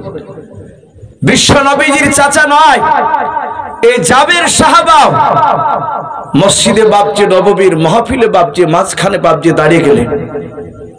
বলেন ইয়া রাসূলুল্লাহ, এ হাবিব আল্লাহ আপনি বললেন যে এখানে কোরআন এবং সুন্নাতের কথা আলোচনা হয়, সে মাহফিলে মহব্বতে বসলে তার জীবনের গুনাহগুলো মাফ হয়ে যায়। নবীজি আপনি খাস করে বলেন না, আপনি আমভাবে বলেছেন, আপনি সবারই কথা বললেন। ও নবী আপনি বলুন ওয়াইন জানা ওয়াইন সারাকা। সাহাবারা আরবি ভাষা জানতেন, সবাই বুঝতে পেরেছে। নবীজির সাহাবা বললেন নবী বলুন জেনাখোর ব্যক্তি আর চোর ব্যক্তি যদি এসে আদবের সহিত বসে তার কি গুনাহ মাফ হবে? ভাবতে পারেন সাহাবা জাবের কোথায় হাত দিয়েছে? এই যে মাহফিলে বসে আছে বাপজি সবাই, এখানে অনেক যুবক আছে বাপজি মদ খেয়ে এসে বসেছে। থাকতে পারেন এরকম লোক? ওই এখন না খেলে সকালে হয়তো দুপুরে খেয়েছে, থাকতে পারে। একটা বেনামাজি মানুষ এই মাহফিল থেকে বাপজি সে পরেজগার হতে পারে কি পারে না? কথা বলো। সে নামাজ সে পড়তো না, সে জালসা থেকে কোন বক্তার বক্তব্য শুনে হয়তো আল্লাহ তাকে হেদায়েত করে নিতে পারে, সে হয়তো 5 ওয়াক্ত নামাজি হয়ে যেতে পারে। জাবের সাহাবা ডাক দিয়ে বললেন, নবী আপনি বলুন, জেনাখোর ব্যক্তি, চোর ব্যক্তি যদি এসে আদবের সহিত এই রহমতের মজলিসে বসে যায় তাহলে তাদের গুনাহ কি মাফ হবে? আল্লাহর নবী বলেন, আল্লাহ ওনাদের গুনাহ মাফ করবেন, বলুন সুবহানাল্লাহ। জাবের সাহাবাকে নবী বললেন বসে যাও, উনি বসে পড়লেন। উনি চিন্তা করছেন নবীজি কি মন দিয়ে কথাটা শোনেননি? আবার দাঁড়িয়ে গেলেন জাবের সাহাবা। নবী বলেন, এই জাবের কি ব্যাপার, আবার দাঁড়ালে কেন? জাবের সাহাবা নবীজির চেহারার দিকে চেয়ে বাপ যে কান্না করতেছেন। আল্লাহর নবী বলেন, জাবের সাহাবা তুমি কাঁদো না, তুমি বলো কেন, দ্বিতীয়বার তুমি দাঁড়ালে একটু বলাও। জাবের সাহাবা উনি মনে মনে চিন্তা করেছেন, মাওলা আল্লাহর নবীকে একবার প্রশ্ন করেছেন, নবীজি উত্তর দিয়েছেন, বসে পড়তে বলেছেন, আমি বসে পড়েছিলাম। আবার আমি দ্বিতীয়বার দাঁড়িয়ে গিয়েছি বিশ্ব নবীজির কাছে, যদি দ্বিতীয়বার কথাটা বলা বেয়াদবি হয়ে যায় তাহলে কিয়ামতের ময়দানে আমি জাবের সাহাবা জান্নাত যেতে গিয়ে আমি আটকা পড়ে যাব। আল্লাহর নবী জনাবে মুহাম্মদ রাসূলুল্লাহ সাল্লাল্লাহু তাআলা আলাইহি ওয়াসাল্লাম ডাক দিয়ে বললেন, ওগো জাবের সাহাবা তুমি কান্না করো না, তুমি তাড়াতাড়ি বলাও। আল্লাহর নবীর সাহাবা জাবের ডাক দিয়ে বললেন, হুজুর বেয়াদবি হলে মাফ করবেন। নবী একটু মন দিয়ে শুনুন, জেনাখোর ব্যক্তি, চোর ব্যক্তি যদি এসে বসে যায়, ওগো আল্লাহর নবী বলুন তাদের গুনাহ মাফ হবে কিনা? আল্লাহর নবী বলেন, সাহাবা মহব্বতে আদবের সহিত যদি বসে যায় আমার আল্লাহ তাদের গুনাহ মাফ করে দিবেন, বলুন সুবহানাল্লাহ। ও বাপজি ভাইরা, আল্লাহ এত দয়ালু, এত করিম, এত রহমান, মহান রব্বুল আলামিনের নবী বলেন, ওগো বান্দারা আল্লাহর তুমি গুনাহ করতে করতে সারা পৃথিবীতে যত পাহাড় রয়েছে পাহাড় বরাবর যদি তুমি গুনাহ করে ফেলো, ওরে আমার আল্লাহর বান্দারা একবার যদি চোখের এক ফোঁটা পানি ফেলে আল্লাহর কাছে যদি তুমি কান্না করো, ওই গুনার ব্যাপারে যদি তুমি আল্লাহর কাছে যদি তওবা করো, যদি কাঁদো, আমার আল্লাহ সারা পৃথিবীর তোমার পাহাড় বরাবর গুনাহ মহান রব্বুল আলামিন মাফ করে দেবেন, বলুন সুবহানাল্লাহ। এটা কিসের? আল্লাহর নবী জনাবে মুহাম্মদ রাসূলুল্লাহ সাল্লাল্লাহু তাআলা আলাইহি ওয়াসাল্লাম বিশ্ব নবীজির সাহাবা জাবের বাপজি তিনি দাঁড়িয়ে গেলেন। আল্লাহ রাসূল ডাক দিয়ে বললেন, ওরে জাবের সাহাবা আবার কেন তুমি দাঁড়িয়ে গিয়েছো? বলো নবী আবার আপনাকে জিজ্ঞাসা করি। হুজুর বললেন, জিনাখোর ব্যক্তি, চোর ব্যক্তি যদি এসে বসে যায় তাদের গুনাহ মাফ হবে কিনা আপনি একটু খুলে বলুন। আবার নবী দুইবার জিজ্ঞাসা করেছি, দুবারই একই কথা বলেছে। রাসূলের চেহারাটা নীল হয়ে গেল। নবী রেগে গিয়ে বলেন, এই যাবে রে, আল্লাহর যেখানে ক্ষমাকে তো সন্দেহ নাই, তোমার কেন তো সন্দেহ? বাপজি এই মাহফিলটা এত বড় দামি মাহফিল, এই জন্য প্রতিটা বাপজি ভাইদেরকে বলবো, জালসার মাহফিলে যেখানেই যান না কেন সাইড মাইডে দাঁড়াবেন না। আদবের সহিত বসার জায়গা থাকলে যেইভাবে বসার জায়গা থাকবে, চেয়ার সিস্টেম থাকলে চেয়ারে বসবে, চট বিছানো থাকলে চটে বসে যাবে, আদবের সহিত বসবে। কিছুক্ষণ আদবের সহিত বসে আপনার প্রয়োজন হলে আবার চলে যেতে পারেন আপনার তাড়া থাকলে। আল্লাহ রাব্বুল আলামিন আপনার ওই বসাকে যদি আল্লাহ কবুল করে নেয়, ওটাই বাপজি জান্নাত যাওয়ার জন্য যথেষ্ট হয়ে যাবে। সম্মানিত ভাইরা, আমার বাবাজি বোনেরা, আমি তাই বলছিলাম সেই নবী জনাবে মুহাম্মদ রাসূলুল্লাহ সাল্লাল্লাহু তাআলা আলাইহি ওয়াসাল্লাম নবী টোটাল বাপজি 63 বছর বাপজি আপনার বেঁচে ছিলেন। মাত্র 23 বছর বাপজি ইমানের দাওয়াত, কলেমার দাওয়াত দিয়ে বেরিয়েছে। কলমার দাওয়াত বাপজি আমরা এমনি এমনি পাইনি। নবীর সাহাবারা মার খেয়েছে। আজ একটা মানুষ হাত উঁচু করে বলতে পারবেন না যে ভাই আমি একজনকে নামাজের জন্য বলতে গেছি আর সে আমাকে উঠতিলে পা ফাড়ি মেরেছে, কেউ বলতে পারবেন না। আমাদেরকে মারেনি, এতটুকু কথা বলতে পারে যে ভাই তোমার কাজ নাই, এই নামাজের কথা বারবার বলতে আসো, এর বাইরে কিন্তু আপনাকে মারেনি, এর চেয়ে বেশি আর ভারী কথা বলে। কিন্তু রাসূলের সাহাবা নবীজিদেরকে মার খেতে হয়েছে। বিশ্বনবী আজ তো বাপজি যাদের কাছে তাবলীগ যারা যাচ্ছে, যেসব ভাইরা, এগুলো তো মুসলমানদের কাছেই যাচ্ছে, যারা কলেমা পড়ে, আল্লাহকে চিনে, রাসূলকে চিনে, চিনে না তারা, তাদের কাছেই যাচ্ছে কলেমার দাওয়াত নিয়ে। এ দাওয়াত তো, এ তাবলীগ তো আর সে তাবলীগ নয়, সাহাবা তাবলীগ নয়। এই বর্তমান যে তাবলীগ চলছে এটা হচ্ছে ইসলাহ তাবলীগ, সংশোধন করা। আমরা অনেকে আছি সেজদার তাসবিহ জানি না, অনেকে আছে বাপজি রুকুতে হাত দিয়ে কি পড়ে তা জানি না। কি বাপজি কথা ঠিক না বেঠিক বলো? আপনারা একটু শুধু এখানে পরীক্ষা করে নেন মিলান। অনেকে বাপজি আমরা সেজদাতে যাই, সেজদাতে গিয়ে তাসবিহ পড়ে সুবহানা রব্বিল আলা, সুবহানা রব্বিল আলা, এই কথাটা বলে কি বলে না? কথা বলে, অনেকে বলে। তাহলে আমি যে সুবহানা রব্বিল আলা বলছি এই কথা অনেক বলেন না অনেকে, অথচ বাপজি আমরা এই যে এইভাবে যদি বলি সুবহানা রব্বিল আলা, যারা বলেন হুবাহুব আমি যেটা বলছি এটা সুবহানা রব্বিল আলা, তাহলে কাহরের নামাজ হয় না। এটা সেজদাতি বলতে হয়, কিন্তু এটা ভুল বলা হয়েছে। ওটা শব্দটা হবে সুবহানা রব্বিয়াল আলা, সুবহানা রব্বিয়াল আলা আর সুবহানা রব্বিল আলা দুই রকম হচ্ছে না? তাহলে এই যে আমরা মুসলমান এই সেজদার তাসবিহ সঠিক করে জানি না, তাই বাপ যে তাবলীগ ভাইরা যাচ্ছে দাঁড়ে দাঁড়ে যে ভাই একটু মসজিদে আসো, দিনের কথা শোনো, আল্লাহ রাসূলের কথা শোনো, একটু নামাজটা ঠিক করো, এর বাইরে নয়। কিন্তু বিশ্বনবীর সাহাবারাও বেঈমানদের কাছে কলেমার দাওয়াত নিয়ে গিয়েছে। যে গ্রামে একটা লোক রাসূলকে চিনে না, আল্লাহকে চিনে নাও, সেই দেশে গিয়েছে কলেমার দাওয়াত নিয়ে।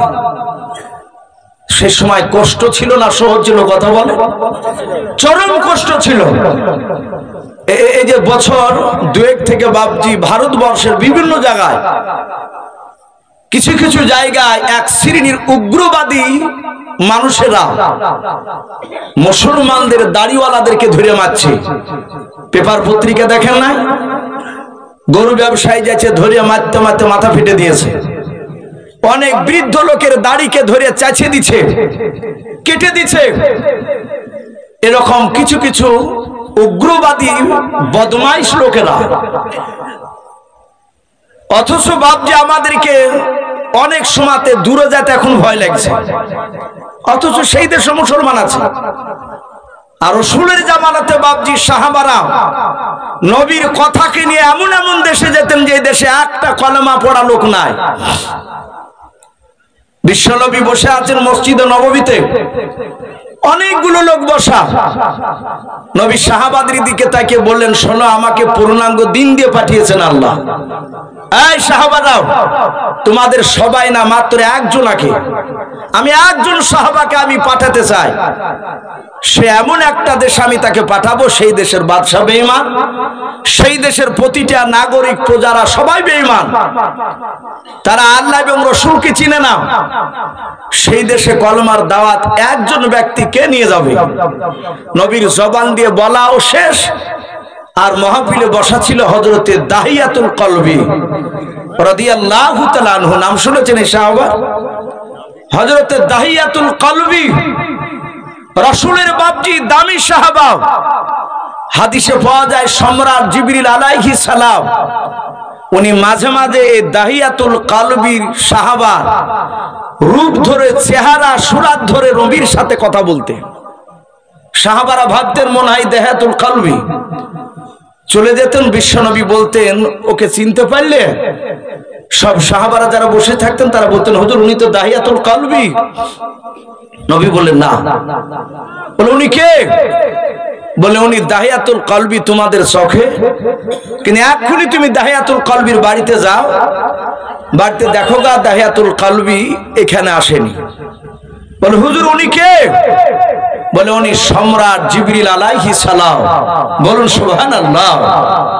তাহলে এই সাহাবা রূপ ধরে সুরাত ধরে কে আসতেন মাঝে মাঝে?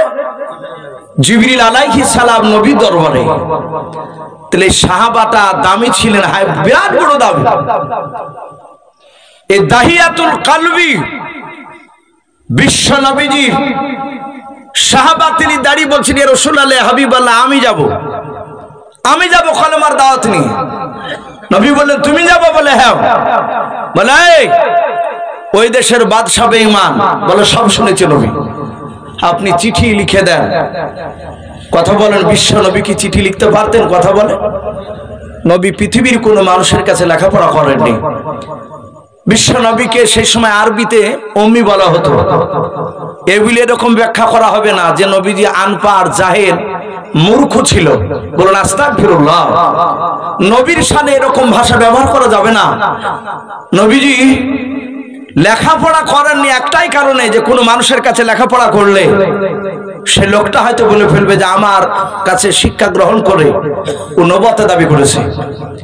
অনেক প্রাইমারি স্কুলের মাস্টার দেখে তার ছাত্র যদি কলেজের প্রফেসর হয় তো অনেক সময় গর্ব করে বলে যে এই ছাত্রটা আমার, আমি তাকে শিক্ষা দিয়েছি প্রথমে, আনন্দ করে বলে।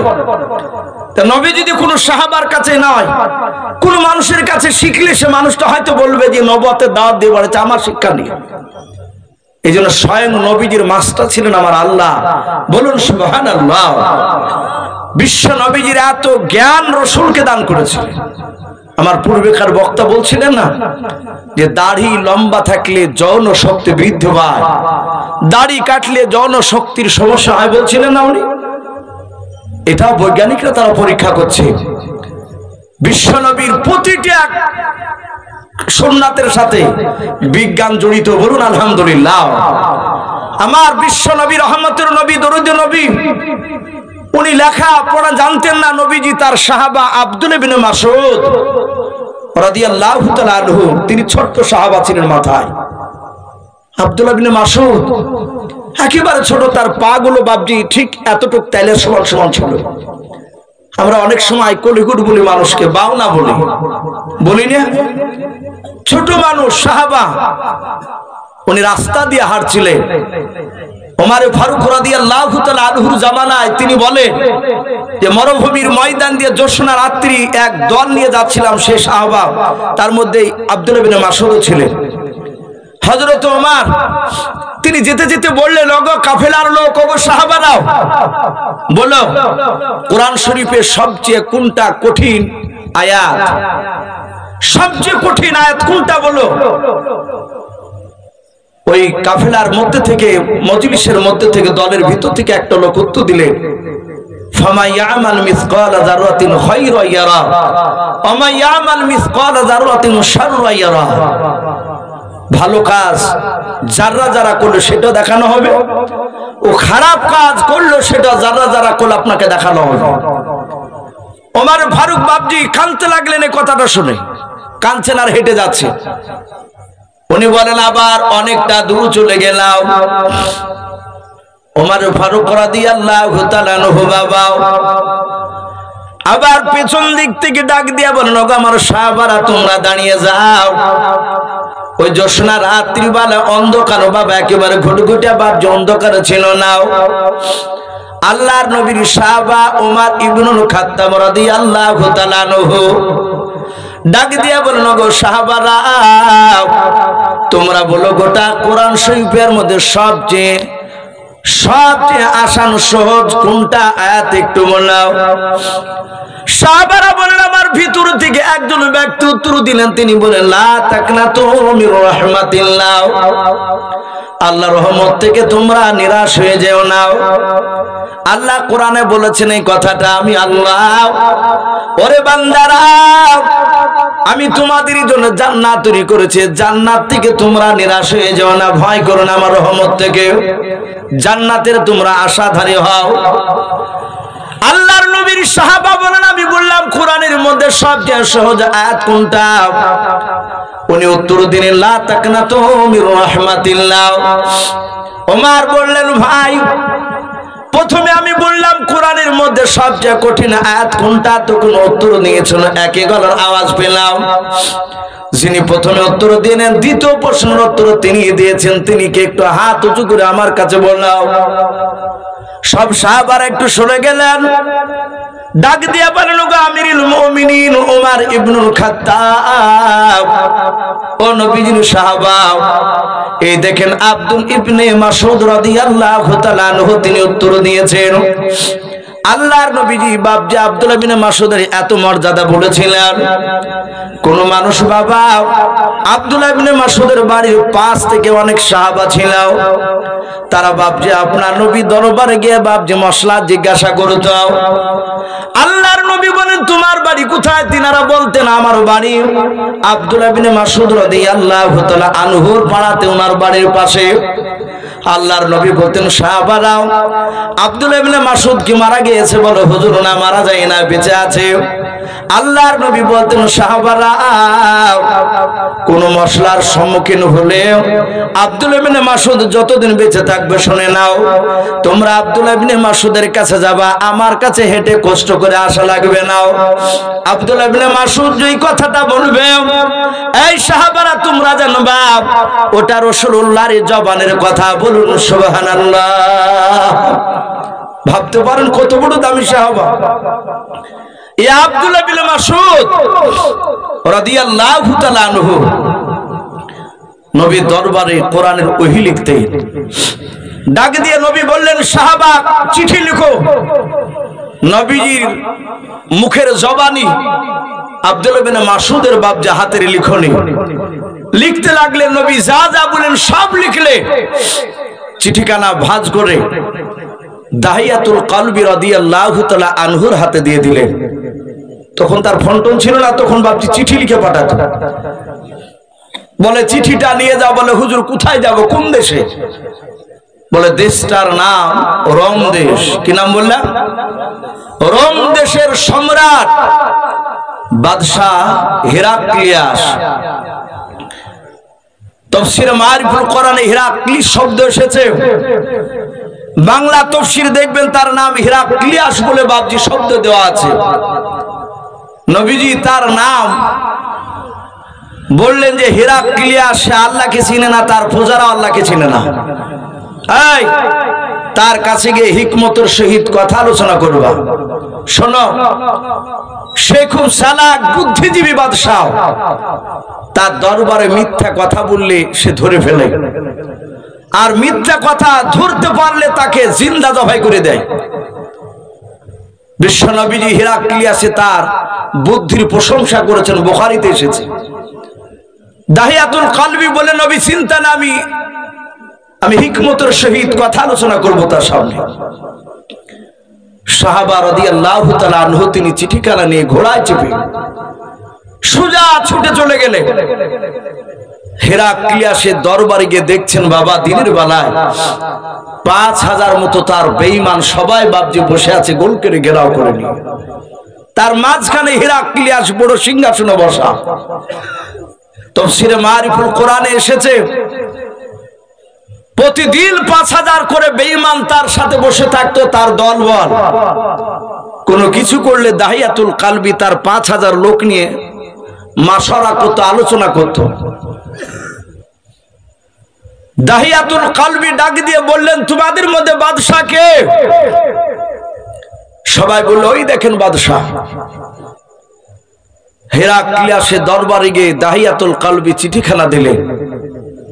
চিঠিখানা নেওয়ার পর পড়ার পর বলল, ভাই তোমার নাম কি? বলে চিঠিতে তো আছে। বলে পড়েছি, তবু বলো তোমার নাম? বলে আমার নাম দাহিয়াতুল কলবি। ডাক দিয়ে বলল, তুমি কোথা থেকে এসেছো? বলে আমি এসেছি মদিনা থেকে। বলে তোমার রাসূলুল্লাহর চরিত্র ব্যাপারে একটু বলো তো, সে লোকটা কেমন ভালো, তার গুণগান একটু আমার সামনে করো, আমি তো তাকে দেখিনি। দাহিয়াতুল কলবি রাদিয়াল্লাহু তাআলা আনহু তিনি বললেন, রাসূলুল্লাহর চরিত্র শুনবেন, নবীর ব্যবহার কেমন? বলে হ্যাঁ বলো। আমার বিশ্ব নবী, দরুদ নবী, রহমতের নবী, রহমতের বাপ যে একটা ঘটনা আলোচনা শুরু করলেন, বিশ্ব নবীর চরিত্র কেমন ছিল।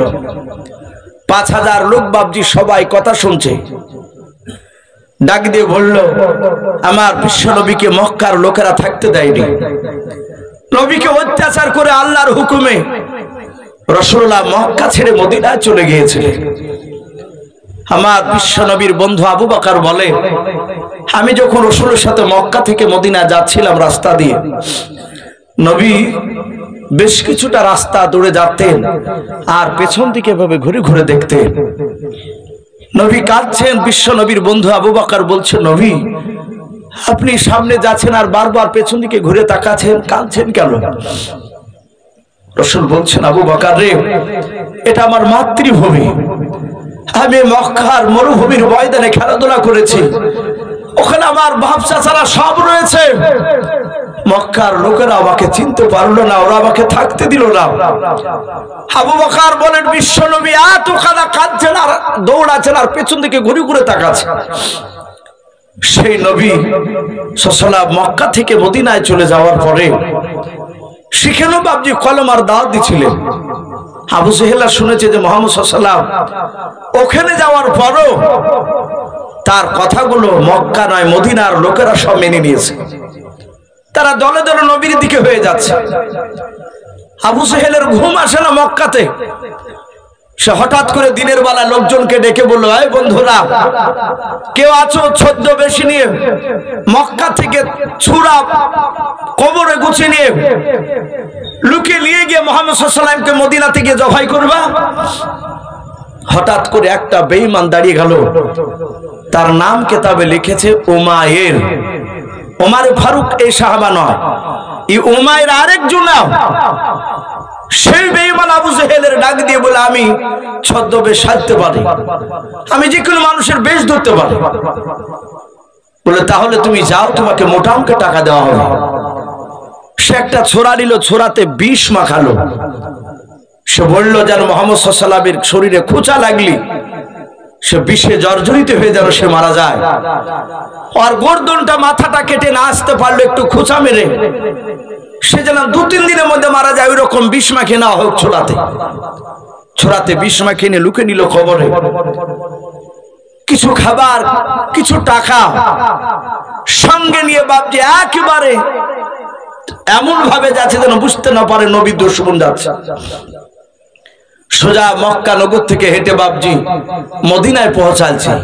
ও তো জানে না যে মুহাম্মদ সাল্লাল্লাহু আলাইহি ওয়াসাল্লাম মদিনার কোন ঘরে আছে, কোন জায়গায় আছে, এটা জানে না। ও এতটুকু জানে যে মদিনায় আছে। গিয়ে দেখে বাবা মদিনায় একটা 4 থেকে 4.5 বছরের বাচ্চা। ওই উমাইর লোকটা ডাক দিয়ে বলেছিল, বাবা তোমার বাড়ি কোথায়? বলে, বাড়ি আমার এই মদিনায়। উমাইর বেঈমান ডাক দিয়ে বলেছিল, ওগো বাবা,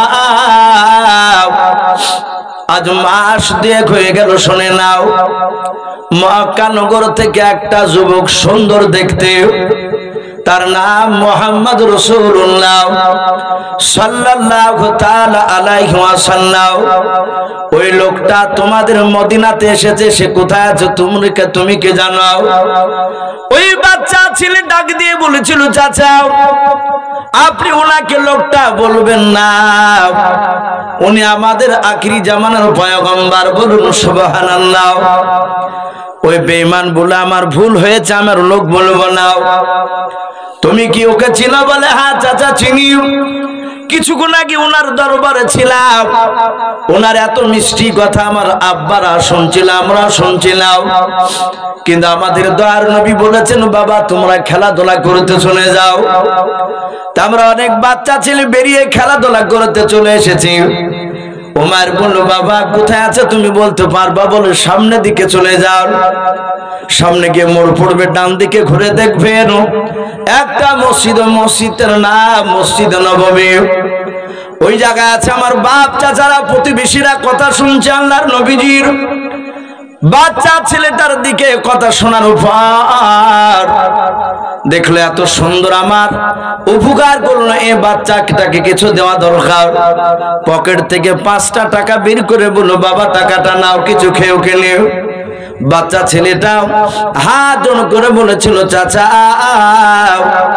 আমার আল্লাহ রসুল বারণ করেছে, আমি এমন কিছু তো আপনার করে দিতে পারি না, শুধু একটু রাস্তাটা বলে দিয়েছি, তার পরিচয় দিয়েছি, তার বিনিময়ে টাকা আমি নিতে পারবো না। উমাইর মনে মনে ভাবলো, বারে মাত্র 2 মাসের মধ্যে এসে মুহাম্মদ সাল্লাল্লাহু আলাইহি ওয়াসাল্লাম মক্কা নগর থেকে মদিনা আসার পর একটা 4 বছরের বাচ্চাকেও জাদু করে ফেলেছে।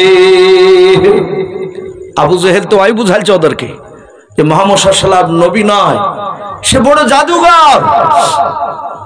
আমার বিশ্ব নবী রহমতের নবী দেখলো যে এসে বাচ্চা ছিল, তার ভক্ত হয়ে গিয়েছে, তাকে জাদু করেছে।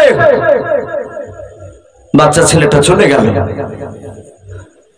উমাইর বাবা মসজিদে নববীর দিকে বাপজে চলে গেল। উমাইর মনে মনে চিন্তা করেছে, বাচ্চা ছেলে চিনতে পারে না, কিন্তু রাসূলুল্লাহ চিনতে পারবে আমাকে। যদি চিনতে পেরে যায় তাহলে মুহাম্মদ সাল্লাল্লাহু আলাইহি ওয়াসাল্লাম তার দলবল নিয়ে আমাকে মেরে ফেলবে, কারণ আমরা মক্কা থেকে তাকে পাথর মেরে মেরে মদিনায় তাড়িয়ে দিয়েছে, তাকে মক্কা নগরে থাকতে দেই নাই। আমি দরজা দিয়ে প্রবেশ করব না, আমি দেখব মুহাম্মদ সাল্লাল্লাহু আলাইহি ওয়াসাল্লাম যখন একাই থাকবে তখন তার কাছে গিয়ে তার পেটে ভোজালে মারব, তার দলবল থাকলে আমি যাব না। খাজুর পাতার ডাল দিয়ে বাপনি চারিদিকে বাপ যে আপনার বেড়া দেওয়া ছিল মসজিদ নববীর। হযরত বিশ্বনবী জনাবে মুহাম্মদ রাসূলুল্লাহ সাল্লাল্লাহু তাআলা আলাইহি ওয়াসাল্লাম দরুদ নবী সাহাবাদেরকে নিয়ে বাপ যে বক্তব্য দিয়েছিলেন, সাহাবারা চাতক পাখি না চেয়ে চেয়ে নবীর চেহারার দিকে চেয়ে কথা শুনছিল। আল্লাহ রাসূলের বাপ যে চেহারার দিকে চেয়ে কথা শুনছিল। আল্লাহর নবী বক্তব্য দিতে দিতে বাবা এইভাবে পেছন দিকে যখন আপনার ঘুরে তাকালেন, হযরতে বাপ যে আপনার উমাইর তখন ঈমান আনে নাই।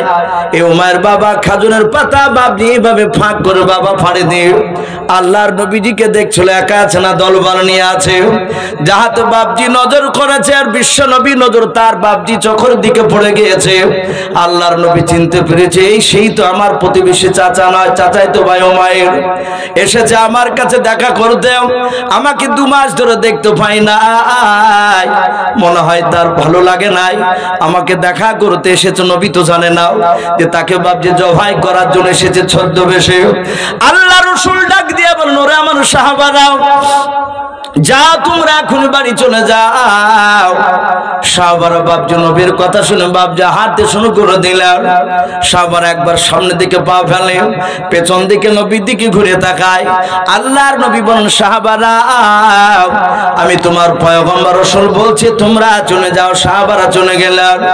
আল্লাহর নবী যেভাবে পেছন দিকে ঘুরে ডাক দিয়ে বলেন, ওরে সাহাবা নয়, ও উমাইর ভাই তুমি আর দেরি করো না, আমার একটা সাহাবা মসজিদের ভিতর বসা নাই, তাড়াতাড়ি শুনে নাও, তোমরা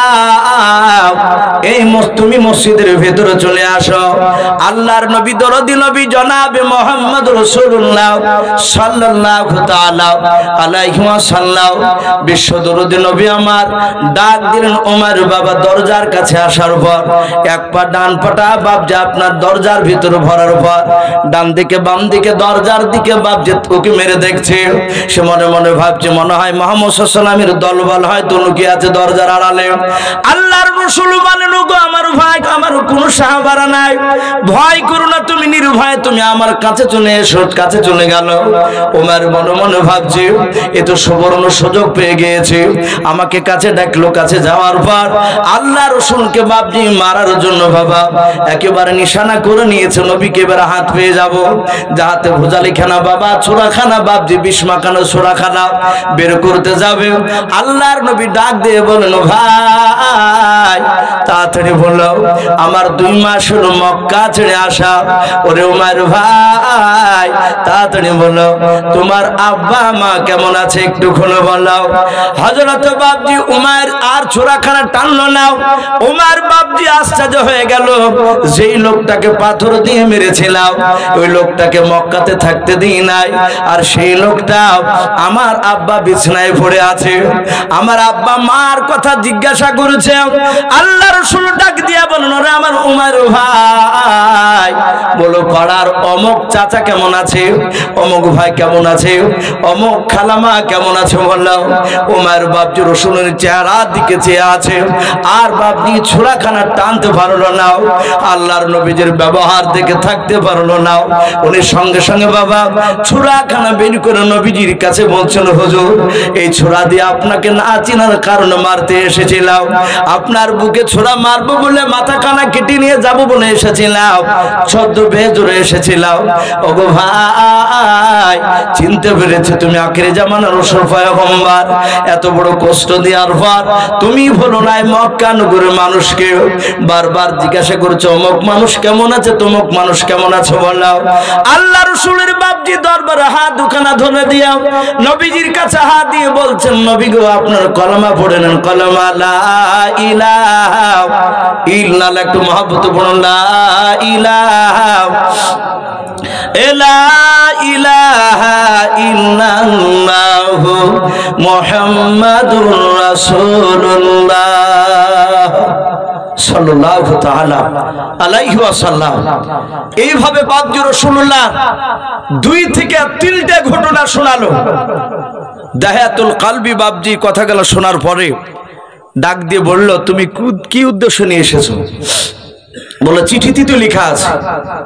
বলে চিঠিতে আছে কলমা পড়তে বলেছে তোমার নবীজি।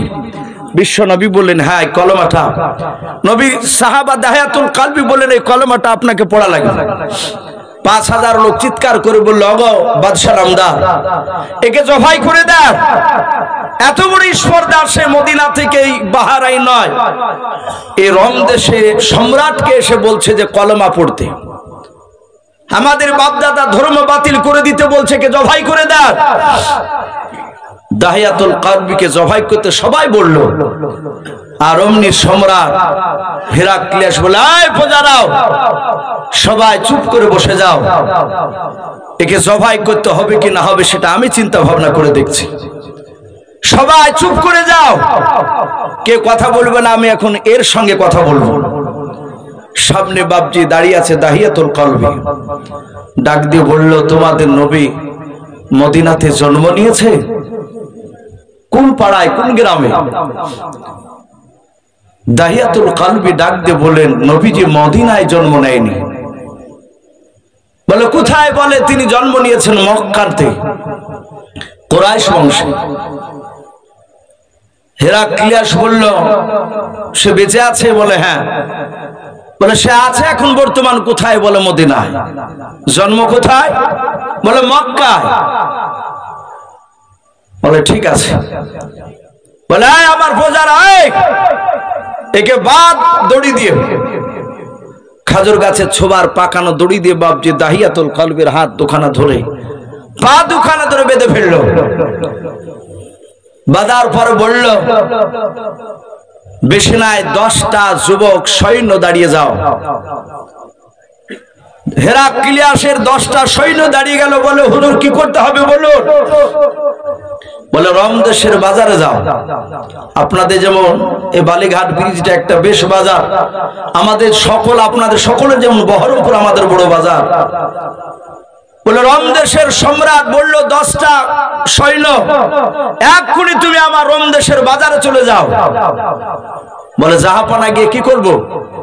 বলে গিয়ে প্রচার করো গা মক্কার কোন মানুষ ব্যবসার ক্ষেত্রে এই রোম দেশে এসেছে কিনা, যদি কোনো মানুষ আসে তাহলে তাকে আমার কাছে নিয়ে আসবা। রোম দেশের সম্রাটের কথা শুনে বাপজি 10টা লোক বাজারে চারিদিকে বাপজি আওয়াজ দিতে লাগলো। আবু সুফিয়ান তখন জিন্দা ছিল এবং বেঈমান। আবু সুফিয়ান সেই সময় বাপজি ঈমান আনেনি, পরে ঈমান এনেছে। মক্কার একজন তাবুর নেতা, সে 10টা তার লোক নিয়ে গিয়েছে সে ব্যবসা করতে রোম দেশে, আরো 10টা যুবককে নিয়েছে। সুফিয়ান বলল, আমার বাড়ি মক্কা নগরে। বলে আপনারা কজন আছেন মক্কা নগর লোকের? বলে আমরা 11 জন। কে বলেছেন 10 জন? আবু সুফিয়ান আর 9টা। যারা 11 বলে তারা বলছেন আবু সুফিয়ান আর 10 জন ছিল তার লোক। বলে সবাইকে ডাক দিয়েছে, আমাদের বাদশা চলো। আবু সুফিয়ান চলে আসলো তার দল নিয়ে। আসার পরই বাবজি তাকে দেখছে দাহিয়াতুল কালবিকে। ও চিনতে পেরেছে মাল এখানে এসেছে। আবু সুফিয়ান বলে এখানে এসেছে। রমদেশের সম্রাট বলল, এই তোমার নাম কি? বলে আমার নাম আবু সুফিয়ান। বলে আমি বড় নেতা, এদের মধ্যে আমি একজন নেতা। এরা সব আমার কথা মেনে চলে, আমরা ব্যবসা করতে এসেছি। সম্রাট হেরাক্লিয়াস বলে খেলা এবার জমবে। বলে একে ছিল দাহিয়াতুল কালবিকে। আবু সুফিয়ান চিৎকার করে বলল, ওকে তো চিনি, ও যেই নবীর কথা নিয়ে এসেছে তাকেও ভালো করে চিনি। আবু সুফিয়ানকে ডাক দিয়ে বলল, তাহলে বললো ই বলেছে তার নবী খুব ভালো, ওই যে ঘটনা শুনিয়েছে ভালো, তো তুমি বলে দিলি সে মুহাম্মদ সাল্লাল্লাহু আলাইহি ওয়াসাল্লামের চরিত্রের ব্যাপারে। আবু সুফিয়ান চিন্তা করলো, আমি মক্কার বড় নেতা হতে পারি। এই হচ্ছে বাদশাহ হেরাক্লিয়াস। আর এই বাদশার প্রখর বুদ্ধি ও জানে, এর চরম মেধা। এর সামনে মিথ্যা কথা বললে ধরা পড়ে যায়, আর ধরা পড়লে তাকে জবাই করে দিবে। আবু সুফিয়ান দেখলো আমি মিথ্যা কথা বলবো না, আমি সত্য কথাই বলবো, কিন্তু এমন করে সত্য কথাটা এমন তুলে ধরবো বলবো সেটা যেন শুনে বাদশাহ মিথ্যা মনে করে। বলে সুফিয়ান বলে বাদশাহ ওদের নবী কেমন মিথ্যাবাদী ছিল শুনবেন? বলো। বলে যারা পাগলা তারাই মুহাম্মদ সাল্লাল্লাহু আলাইহি ওয়াসাল্লামকে মানে, ও পাগলা তাই মানে। আমরা পাগল নয়, আমরা ওর কথা মানিনি। বলে কি কথা বল? বলে মসজিদে হারাম থেকে বায়তুল মুকাদ্দাস অনেকটা দূর, উঠে চেপে প্রায় 14 দিন 14 রাত লাগবে। বলুন সুবহানাল্লাহ। ওই মসজিদে হারাম থেকে বায়তুল মুকাদ্দাস অনেকটা দূর রাস্তা। ওদেরই নেতা রাত্রিবেলায় উম্মে হানির বাড়িতে শুয়েছিল। জিজ্ঞাসা করে আবু সুফিয়ান নয়, দাহিয়াতুল কালবিকে বলছে এই কথা ঠিক বলছে তো? বলে হ্যাঁ। বলে জিবরিল বলে একজন ফেরেশতা আমরা বিশ্বাস করি না, ওরা করে। ওদের নবীর কাছে নাকি আসলো একটা বুরাক জাতীয় প্রাণীতে, সে নাকি ঘোড়ার চেয়ে ছোট, গাধার চেয়ে একটু বড়। বলে তাই? বলে হ্যাঁ। বলে তাতে চেপে, বুরাকে চেপে সে মসজিদে হারামে গেল, হারাম থেকে আবার বাইতুল মুকাদ্দাসে গেল। ওখানে যাওয়ার পর একটা ওর বুরাককে বেঁধে রাখলো দরজার গুড়িতে। দরজার গুড়িতে রেখে ওখানে নাকি আল্লাহর তরফ থেকে একটা সিঁড়ি আসলো, ওতে চাপিয়ে প্রতিটি আসমান, 70 পাক আসমান পার হয়ে সিদরাতুল মুনতাহায় গেল। সেখানে নাকি আবার একটা যানবাহন, রফরাফ নামক যানবাহনে চাপলো। সেখান থেকে গিয়ে একদম আরশে আজিমে জান্নাত জাহান্নাম আল্লাহর সাথে দিদার করে 5 ওয়াক্ত নামাজ নিয়ে আসলো। এক কথা মেরাজের ঘটনা সব বলতে লাগলো। হে বাদশাহ নামদার, আবার 70 পাক আসমান নেমে এসে বাইতুল মুকাদ্দাস থেকে ঘোড়া ওই বুরাক নিয়ে আবার মসজিদে হারামে আসলো। ওখান থেকে আবার উম্মে হানির বাড়ি গেল। অথচ এতটা রাস্তা গেল, আসমান পাড়ি দিয়ে গেল, কিন্তু একটা লোকই কেউ টের পেল না, জানতে পারলো না। এই কথা কি বিশ্বাস করেন আপনি? বাদশাহ বলল না, পুরা মিথ্যা কথা, তা কি করে হতে পারে? আমার বিশ্ব নবী যখন মেরাজের ঘটনা বলছিলেন, আবু জেহেল, উতবা, সাইবা, আবু সুফিয়ান এরা মসজিদে দেওয়ালে কান লেগে কথাগুলো শুনছিল। যাহাতে নবীর মেরাজের ঘটনা আলোচনা হলো, রাতে দেখেছে সকালবেলায় সাহাবাদের সামনে ফরজ নামাজ পড়ে আলোচনা করছে। আবু জেহেল ঢুকে গিয়ে বলে, এই ভাতিজা, এই মিথ্যা কথা বলা জায়গা পাও না। নবীজি বলেন কেন? আমি কি মিথ্যা কথা বললাম? বলে তুমি এই মসজিদ হারাম থেকে বাইতুল মুকাদ্দাস গেলে এতটা রাস্তাতে কারোর সাথে তোমার দেখা হয়েছে? মক্কার কোন লোকের সাথে? নবীজি বললেন দেখা হয়েছে। বলুন সুবহানাল্লাহ। আবু জেহেল বলল কার সাথে দেখা হয়েছে? বলে বাইতুল মুকাদ্দাস থেকে প্রায় 15-16 কিলোমিটার দূরে মক্কা নগরের খাজরা বংশ থেকে 12টা লোক বাইতুল মুকাদ্দাসে এলাকায় ব্যবসা করতে গিয়েছিল। তারা আসছিল, আর আমি যাচ্ছিলাম জিবরিলের সঙ্গে। এই আবু জেহেল, আমার গত রাত্রের কথা যদি, আজকের এই গত রাত্রের কথা যদি আপনার অবিশ্বাস হয়, আপনি তাদেরকে জিজ্ঞাসা করবেন আমি তাদের সাথে কথা বলেছি। বলুন সুবহানাল্লাহ। আবু জেহেল বললে আসতে সময় কতটা লাগবে ওদের? বলে আজ থেকে নিয়ে পাকা 14 দিন লাগবে আসতে।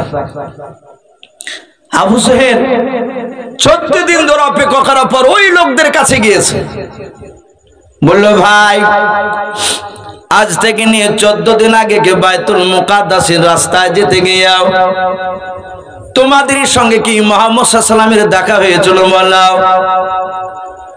ওই 12 জনের ডাক দিয়ে বলেছিল ভাই, শুধু দেখা হয়েছে তা নয়, ওই মুহাম্মদ সাল্লাল্লাহু আলাইহি ওয়াসাল্লাম আমাদের সঙ্গে দাঁড়িয়ে কথা বলেছে। বলুন সুবহানাল্লাহ।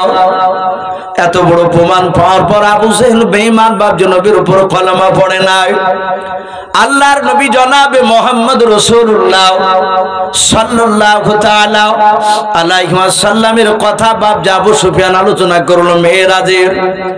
আবু সুফিয়ানের কথা শুনে হেরাক্লিয়াস তার 5000 বাপজি বেঈমানেরাও সবাই মিলে বলল বাদশাহ, প্রথমে বলেছিলাম একে জবাই করে দেন, একে বেঁচে রাখবেন না, কিন্তু আপনি বলেছেন আমি চিন্তা ভাবনা করে আমি করব।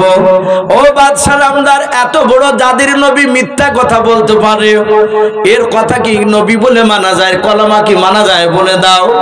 বাদশাহ বলল না নাও, এর কথা মানা যাবে না। আবু সুফিয়ান বাবা এইভাবে তার 10টা লোক নিয়ে বাবজা হাত তালে মেরে বাবজা আনন্দ করতে লাগলো। আবু সুফিয়ান বলল বাদশাহ নামদার, আপনি দাহিয়াতুল কালবিকে জিজ্ঞাসা করুন, আমি কথাটা বানিয়ে বলেছি না, জিজ্ঞাসা করুন মিথ্যা বললাম কে? আমার বিশ্ব নবীর সাহাবা দাহিয়াতুল কালবির কাছে আঙুল দিয়ে ইশারা করে বললেন হেরাক্লিয়াস, আল্লাহর নবীর সাহাবা ডাক দিয়ে বলেছিল নগো বাদশাহ নামদার, আবু সুফিয়ান নবীর মেরাজের যে ঘটনা আলোচনা করেছেন শুনে না, চুল পরিমাণ মিথ্যা কথা বলে নাই। বলুন সুবহানাল্লাহ। আবু সুফিয়ান হাত তালি মেরে বলল বাদশাহ, আমি একজন বড় নেতা মক্কার, আমি মিথ্যা কথা বলি নাই, তাই বলে এরা আমার কথা মোতাবেক তারা চলে।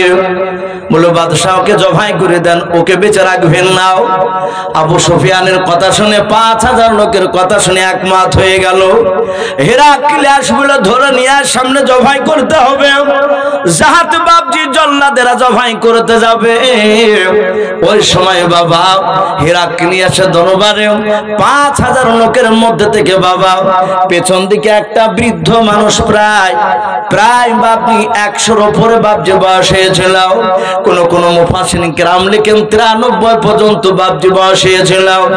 এক কথা বৃদ্ধ মানুষ, ওই বৃদ্ধ মানুষটা পেছন দিক থেকে ডাক দিয়ে বলেছিল বাদশাহ খবরদার, আপনি এই দাহিয়াতুল কালবিকে জবাই করবেন না। বাদশাহ এভাবে মুখটা ফিরে নিয়ে বললাম কেন জবাই করব না? বলে বাদশাহ নামদার, আবু সুফিয়ান যে মেরাজের ঘটনা আলোচনা করলাম এটা বারহাক সত্য। জোরে বলুন সুবহানাল্লাহ। ডাক দিয়ে বলল তুমি কি দেখেছো? বলে না। তুমি কি নবীজিকে দেখেছো? বলে না।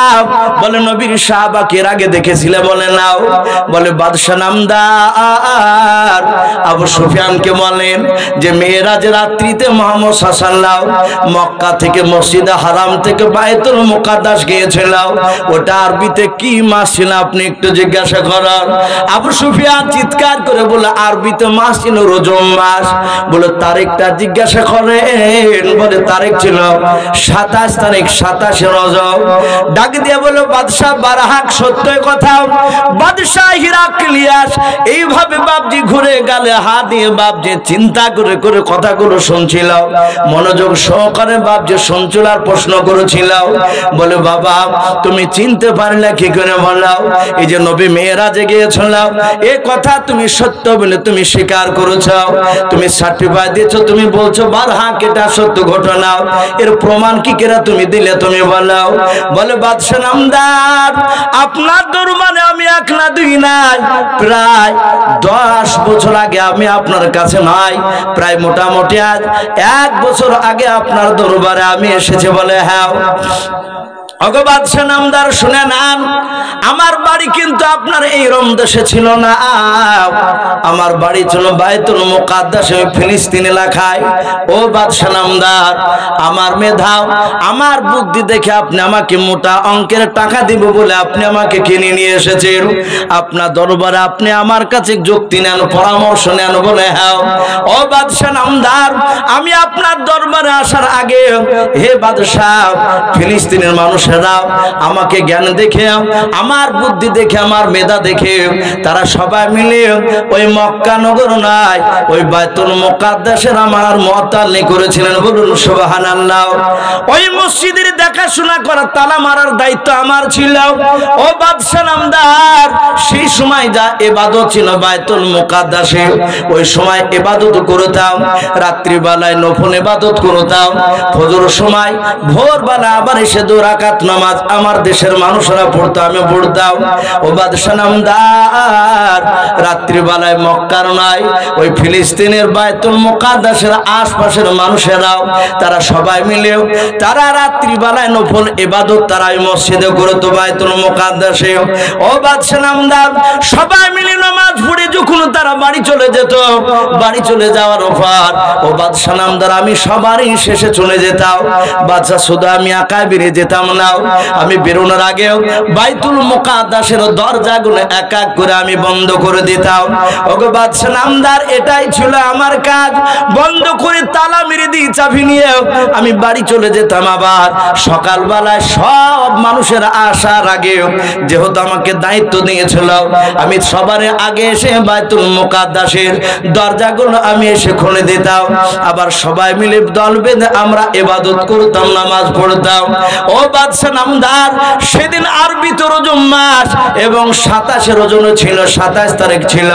ওই রাত্রি বেলায় সবাই নামাজ পড়ে তারা আপন আপন বাড়ি চলে গেল। লোকেরাও সবাই চলে যাওয়ার পর আমি ওই দেশের বাদশাহ নয়, ওই দেশের আমি মুতালি ছিলাম বাইতুল মুকাদ্দাসের। ও বাদশাহ নামদার এক এক করে দরজাগুলো বন্ধ করতে করতে করতে ও বাদশাহ নামদার বাইতুল মুকাদ্দাসের সব দরজাগুলো বন্ধ করে দিলাম, কিন্তু মাঝখার দরজাটা বন্ধ করতে পারলাম না।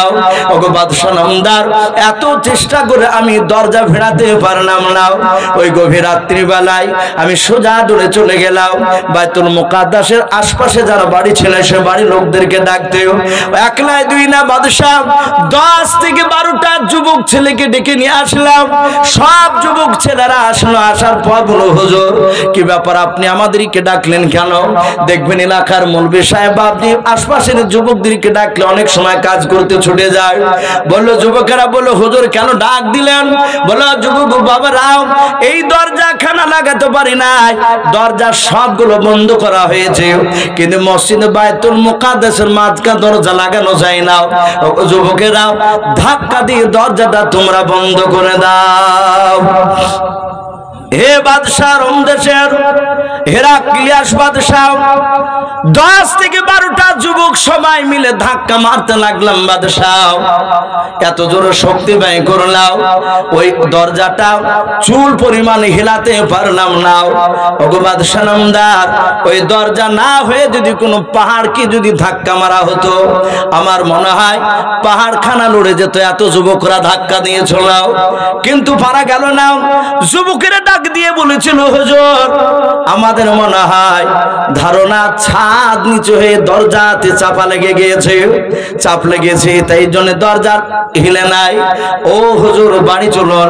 সবাই মিলে রাত্রিবেলায় ঘুমানোর পর সকালবেলায় দিনের বেলায় ছাদ কাটা পাথর কাটা মেশিন নিয়ে এসে ছাদটা কেটে দিয়ে দরজা ফিটিং করে দিব, আর চিন্তা করবেন না। শুনুন ও যুবক ভাইয়েরা, সবাই চলে গেল। ও বাদশা নামদার সবাই চলে গেল, আমও চলে গেল। দরজা খোলায় থাকলো, দরজা লাগাতে পারলাম না, একটা দরজাও। আমি রাত্রিবেলায় বাড়ি চলে গেলাম। ও বাদশা নামদার, আমার অর্ধাঙ্গিনী বিবির সঙ্গে আলোচনা করলাম ব্যাপারটাও। আমার বিবি বলল দরজা লাগাতে পারেন না বলে না। ও বাদশা নামদার, আমার স্ত্রী সে সময়কার একটু পরেশগার ছিল, দিনদার ছিল। আমার বিবি কথা শুনে বলেছিল, ও আমার প্রাণের স্বামী, আমার ধারণা আমার চিন্তা মনে হয় সারা পৃথিবীর মহামানব আল্লাহর সবচেয়ে দামি মানুষ মনে হয় আজকে রাত্রিবেলা আমাদের মসজিদে আসবে। বলুন সুবহানাল্লাহ। হয়তো ইবাদত করতে আসবে, কিন্তু আমার বিবির কথা আমি কর্ণপাত করলাম না, বিবির কথাকে আমি মানলাম না, কিন্তু বললো ওটাই শুনলাম। ও বাদশা নামদার, সকালবেলা এসে দেখলাম এই যে আবু সুফিয়ান আলোচনা করে বললাম যে ওই দরজার গুণিতে একটা বুরাক বাঁধা ছিল, নবী বুরাক বেঁধেছিল, আসমান থেকে সিঁড়ি এসেছিল, তাতে নবীজি চেপে গিয়েছিল। ও বাদশা নামদার, রাত্রির বেলা যখন দরজা লেগেছিল না, ওই দরজার গুড়িতে কোনো পাথরও ছিল না। ও বাদশা নামদার, সকালবেলা এসে দেখলাম দরজার গুড়িতে একটা পাথর পড়ে আছে, ওই দরজার গুড়িতে যে দরজাটা লাগাতে পেরেছিলাম না। ও বাদশা নামদার, ওই দরজার গুড়িতে যে পাথরটা পড়েছিল, ওই পাথরটা ছিল ছিদ্র করা পাথর, ফুটো করা পাথর। ওগো বাদশা নামদার, আমি পাথরটা চারিদিকে লক্ষ্য করে দেখলাম, মনে হলো কোনো জানোয়ার এখানে বাঁধা ছিল, পায়ের ছাপ ছিল, কিন্তু বুঝতে পারলাম না কোন জানোয়ারের ছাপ। ও বাদশা নামদার শুনে নেন, আমাদের মনে হয় ওই দিনকা বিশ্ব নবী যে গিয়েছিলেন। বলুন সুবহানাল্লাহ। হেরাক্লিয়াস কথাটা বাপজি শোনার পরে বলে, এটা তুমি নিজ চোখে দেখেছো? বলে হ্যাঁ। সঙ্গে সঙ্গে বাপজি হেরাক্লিয়াস তার দলবল নিয়ে কলমা পড়েনি মুসলমান হয়ে গেল। বলুন সুবহানাল্লাহ। বাপজি আমার বলার উদ্দেশ্যে যে সাহাবায়ে কেরাম রাদিয়াল্লাহু তাআলা আনহুম আজমানেরা তারা কত কষ্ট করে তারা বাপজি কলমার দাওয়াত দিতে গিয়েছেন। এমনি এমনি বাপজি কলমা আমাদের কাছে আসে না। বাপজি প্রায় রাত্রে আপনার 12:30 বাপজি বাজতে চললো, আর 2-3 মিনিট বাকি আছে। রাত্রি আমার শামুল ভাই বলছিলেন 12টা থেকে 12:30 পর্যন্ত আলোচনা হবে। তো ভাই যাই হোক, আমি অনুরোধ করবো যে সব বাপজি ভাইরা বসে আছে, আমি সকলকে বলবো আমরা 5 ওয়াক্ত নামাজ পড়বো। বলুন ইনশাআল্লাহ। 5 ওয়াক্ত নামাজ বাপজি, নামাজ ছাড়া কোনো গতি নাই। যে সব যুবকরা জালসা দিয়েছো যুবক ভাই, আমি জানি না সবাই এখানে আছে কিনা, আমি শামুল ভাইকে বলবো ভাই তোমরা যারা কমিটি আছো যুবক, তারা এসে যদি বসে যাও আলহামদুলিল্লাহ একটু দোয়া হবে। আমরা সকলেই একটু দোয়ার আশায় বসে আছি। বাপজি রাত্রি 12:30 মানে বিরাট রাত্রি, সেই মাগরিবের নামাজ 5টার পরে বাপজি ওয়াক্ত এসেছে। 12:30 মানে বিরাট ব্যাপার। তো যাই হোক, আমি আর লম্বা চড়া করব না। আমি শেষের বেলা একটা কথা বলবো। বা দেশের পরিস্থিতি বাপজি ভালো নয়, শিক্ষিত অশিক্ষিত সবাই জানছে। আমরা ভারতবর্ষের মুসলমানদের অবস্থা খুবই খারাপ। এই জন্য বলবো বাপজি, আমরা দলাদলি বাপজির দিকে যাব না। আমি প্রায় জায়গায় বলি আমরা ঝামেলা করতে বাপজি যাব না। যে নমাজ যে বাপজি নাভির ওপর হাত বাঁধছে সে পড়ুক। হ্যাঁ, যদি কাউকে যদি আপনার বলার থাকে, কাউকে যদি আপনার বলার থাকে, আপনি তাকে মহব্বত দিয়ে চরিত্র দিয়ে তাকে পার্সোনাল আপনি বুঝান। মাইকে এসে বাপজি ঝামেলা কথা, বিতর্কমূলক কথা আলোচনা না করাই ভালো। এই কথাগুলো বাপজি হলে মিডিয়া হয়, এতে বাপজি অনেক সময় অমুসলিম ভাইরা হাসে যে দেখ এই মুসলমানের মধ্যে মিল নাই, ওদের মধ্যে ঝামেলা শুরু হয়েছে। এই জন্য বাপজি আমরা সবাই দেখবো কলমা পড়া ভাই কিনা, সে বেরেলি, হানাফি, ফারাজি, দেবন্দি, তাবলিগি যাই হোক না কেন, আমরা যদি বুঝতে পারি যে মুসলমানই কলমা পড়ে, আমরা সালাম দেওয়া দিয়ে করবো। বলুন ইনশাআল্লাহ সালাম দিবেন বাপজি, রাগ করবেন না। এখন মানুষ টুপি দেখে, রুমাল দেখে সালাম দেওয়া দিয়ে হয়েছে, রাগ করে চলে যাচ্ছে। রাগ করবো না বাবা, আপনি এতটুকু মনে রাখবেন, আপনি যাকে সালাম দিচ্ছেন না আপনার পাড়ার লোক, হয়তো প্রতিবেশী সে লোক হবে। আচ্ছা, সেই লোকটা মরে গেলে কি মাটি দিতে যান না? কথা বলে, ফারাজি লোক মরে গেলে মাটি দিতে যায় না? হানাফি মরে গেলে তো ফারাজিরা মাটি দিতে যায়। তাহলে মাটি দিতে যে বাপজি আমাদের ওখানে কোনো ঝামেলা নাই, আমরা কেন জিন্দা অবস্থায় কেন বাপজি আমরা কেন ঝামেলা করতে যাব? আমরা ঝামেলা করতে যাব না বাবা। আমরা ইনশাআল্লাহ আমরা কাউকে যদি কোনো কিছু বলার থাকে তাকে পার্সোনাল রেখে তাকে সেইভাবে বোঝানোর চেষ্টা করব, সে যেন আপনার ব্যবহারে যেন সে আঘাত না পায়। আল্লাহ রাব্বুল আলামিন আমাদের সকলকে কোরআন এবং সুন্নাত মাফিক আমল করার তৌফিক দান করুন। বলুন আল্লাহুম্মা আমিন, আল্লাহুম্মা আমিন। দান আছে, দোয়া করতে বলেছে, বলে দোয়া করবেন। এই সুফিয়া কুষ্টিয়া 1500 টাকা দান করেছে, ওনার ছেলে মসজিদের জন্য দিয়েছে, জন্য দান করেছে। আর আমাদের ঘাটপাড়ার কামাল রাজ্জাক ছিল, ওর বাবা মারা গেছে, ওর বাপের জন্য দোয়া করবেন। 5000 টাকা মসজিদে দান করেছে। যাক মাশাআল্লাহ। আব্দুর রাজ্জাক না? আব্দুর রাজ্জাক বাপের নাম, ছেলের নাম কামাল, কামাল উদ্দিন, তার আব্বা মারা গেছে আব্দুর রাজ্জাক, ওর আব্বার নামে। এটা আদায় জালসানায় ভাই, তবু মানুষ মহব্বতে কিছু টাকা দিয়েছেন দেখলাম মসজিদে। আবার 5000 টাকা আব্দুর রাজ্জাক মৃত, ওনার ছেলে কামাল উদ্দিন, উনি 5000 টাকা দিয়েছেন, দোয়া চেয়েছেন। আমরা দোয়া করি আল্লাহ রাব্বুল আলামিন তার আব্বাকে জান্নাতুল ফেরদাউস নসিব করুন। আল্লাহুম্মা আমিন। আর একজন কে বললে? সুফিয়া উস্তিয়া বাড়ি, উস্তিয়াতে বাড়ি, সুফিয়া দেওয়া নাকি? না স্বামী, সুফিয়া, সুফিয়া বিবি কি দিয়েছে? স্বামী বাবু, স্বামী বাবু, বাবলু, স্বামী বাবলু 1500 টাকা দান করেছেন মসজিদে। ছেলে মারা গেছে, ওনার ছেলে মারা গিয়েছে, ছেলের উদ্দেশ্য করে দোয়া করি আল্লাহ রাব্বুল আলামিন তার সন্তানের কবর আযাবকে মাফ করুন। বলুন আল্লাহুম্মা আমিন। আমরা ইনশাআল্লাহ যারা এই যে টাকাগুলো 500, 100, 200 করে হয়তো কেউ দিয়েছেন, এই টাকাটা রেখে দেন মসজিদের জন্য। এগুলো দিয়েছেন স্বইচ্ছায়, ওনাদের জন্য বাপজে দোয়া হবে। আমরা সকলেই একবার দুরুদে ইব্রাহিমটা পড়ে নিই। আল্লাহুম্মা সাল্লি আলা মুহাম্মাদি ওয়া আলা আলি মুহাম্মাদ কামা সাল্লাইতা আলা ইব্রাহিম ওয়া আলা আলি ইব্রাহিম ইন্নাকা হামিদুম মাজিদ। আল্লাহুম্মা বারিক আলা মুহাম্মাদি ওয়া আলা আলি মুহাম্মাদ কামা বারাকতা আলা ইব্রাহিম ওয়া আলা আলি ইব্রাহিম ইন্নাকা হামিদুম মাজিদ। সাল্লাল্লাহু তাআলা আলাইহি ওয়াসাল্লাম। ভাই আমরা তওবা করে নি, এক্ষুনি দোয়া হবে। যারা বেটা ছেলে যারা দাঁড়িয়ে আছেন, আরেকজন ভাই দিয়েছে সিরাজুল দান করেছে, সিরাজুল সাহেব কত দিয়েছে? 2000 টাকা। মাশাআল্লাহ, আল্লাহ তার দানকে কবুল করুন। এক্ষুনি দোয়া হবে ভাই। আমরা সকলে একবার তওবা করে নি ভাই। আস্তাগফিরুল্লাহ রাব্বি মিন কুল্লি যামবি ওয়া আতুবু ইলাইহি লা হাওলা ওয়ালা কুওয়াতা ইল্লা বিল্লাহি আলিয়্যিল আযীম। আরেকবার পড়ুন আস্তাগফিরুল্লাহ রাব্বি মিন কুল্লি যামবি ওয়া আতুবু ইলাইহি লা হাওলা ওয়ালা কুওয়াতা ইল্লা বিল্লাহি আলিয়্যিল আযীম। বাপজি এক্ষুনি দোয়া হবে। যুবক ছেলেরা আলহামদুলিল্লাহ বেশ তারা চলে এসেছেন। ভাই যারা চা দিছো ভাই একটু চাটা বন্ধ করে দিয়ে দোয়ার পর আবার দিবা যারা বাকি আছে। ভাই চা যখন নিয়ে এসেছে, যারা এখনো পৌঁছে না হয়তো হয়নি দোয়ার কারণে, তারা দোয়ার শেষে চা খেয়ে বাড়ি যাবেন ইনশাআল্লাহ।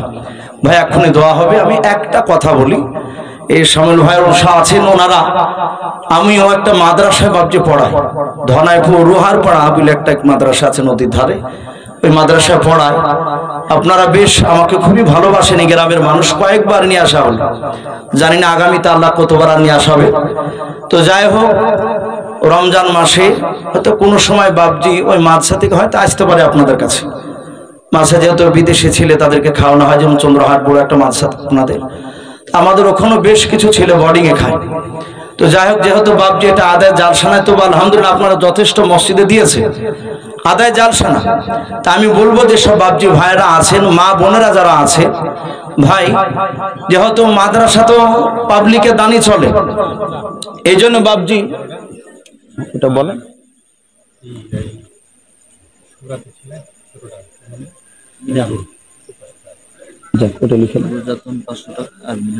রোজাতুন 500 টাকা, মিনাজুর 500 টাকা, এগুলো মসজিদে দিয়েছে, আল্লাহ কবুল করুন, আল্লাহুম্মা আমিন।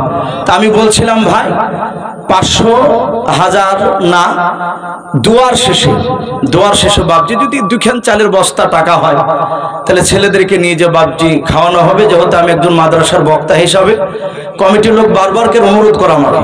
তো যাই হোক, আজ আদায় জালসানা আমার রোহারপাড়া মাদ্রাসার জন্য বাপজি ভাই মা বোনেরা দোয়া শেষে 5 টাকা, 10 টাকা, 50 টাকা যদি থাকে কারো কাছে, একটু আমার মাদ্রাসার জন্য খাস করে আজকে দিবেন ইনশাআল্লাহ। দোয়ার পরে একটু হাত তুলে দেওয়া করে আল্লাহুম্মা আমিন। আলহামদুলিল্লাহি রাব্বিল আলামিন ওয়াল আকিবাতু লিল মুত্তাকিন ওয়াসসালাতু ওয়াসসালামু আলা রাসূলিল আমিন ওয়াসসালাতু ওয়াসসালামু আলা সাইয়্যিদিল মুরসালিন। রব্বানা যালামনা আনফুসানা ওয়া ইন লাম তাগফির লানা ওয়া তারহামনা লানাকুনান্না মিনাল খাসিরিন। আয় আল্লাহ, প্রায় রাত্রি 12:30 পার হতে চলল রে মাওলা। ওগো রব্বুল আলামিন, গভীর রাত্রিতে তোমার সাইয়ে দরবারে তোমার ইমানদার বান্দা বান্দীদেরকে নিয়ে হাত উঠিয়েছে। আয় আল্লাহ, দা মেহেরবান করে তুমি আমাদের সকলের ছোট বড় হাতগুলো তুমি ইমানদার হিসাবে তুমি কবুল করে নাও। আয় আল্লাহ, আমরা সকলে গুনাহগার, খাকসার, নাদান তোমার বান্দা। দিনের আলো রাত্রির অন্ধকার মালা সগীরা কবিরা জানাওয়া জানাও, ছোট বড় জাহেরি বাতিনি যাবতীয় গুনাহ করে ফেলেছি। আয় আল্লাহ, তুমি দয়া মেহেরবান করে আমাদের সকলের ছোট বড় জীবনের যাবতীয় গুনাহগুলো তুমি মাফ করে দাও। ওগো রব্বুল আলামিন, খাস করে গরিপুরের আল্লাহ, এই পবিত্র জালসার মাহফিল তুমি কবুল করে নাও। মওলাই করিম, যে সব বক্তা গুণেরাও আয় আল্লাহ বক্তব্য দিয়েছে, কেরাত পড়েছে, মহল্লা গজল করেছে, দিনের কথা বলেছে, জান্নাত জাহান্নামের কথা বলেছে মহল্লা, তার সাথে আমি তোমার হতভাগা বান্দা ক্ষুদ্র গানে টোটোফোটো জবান নিয়ে তোমার নবীর মহব্বতের সাহাবাদের কথা আলোচনা করেছে, জাহান্নামের জান্নাতের কথা আলোচনা করেছে।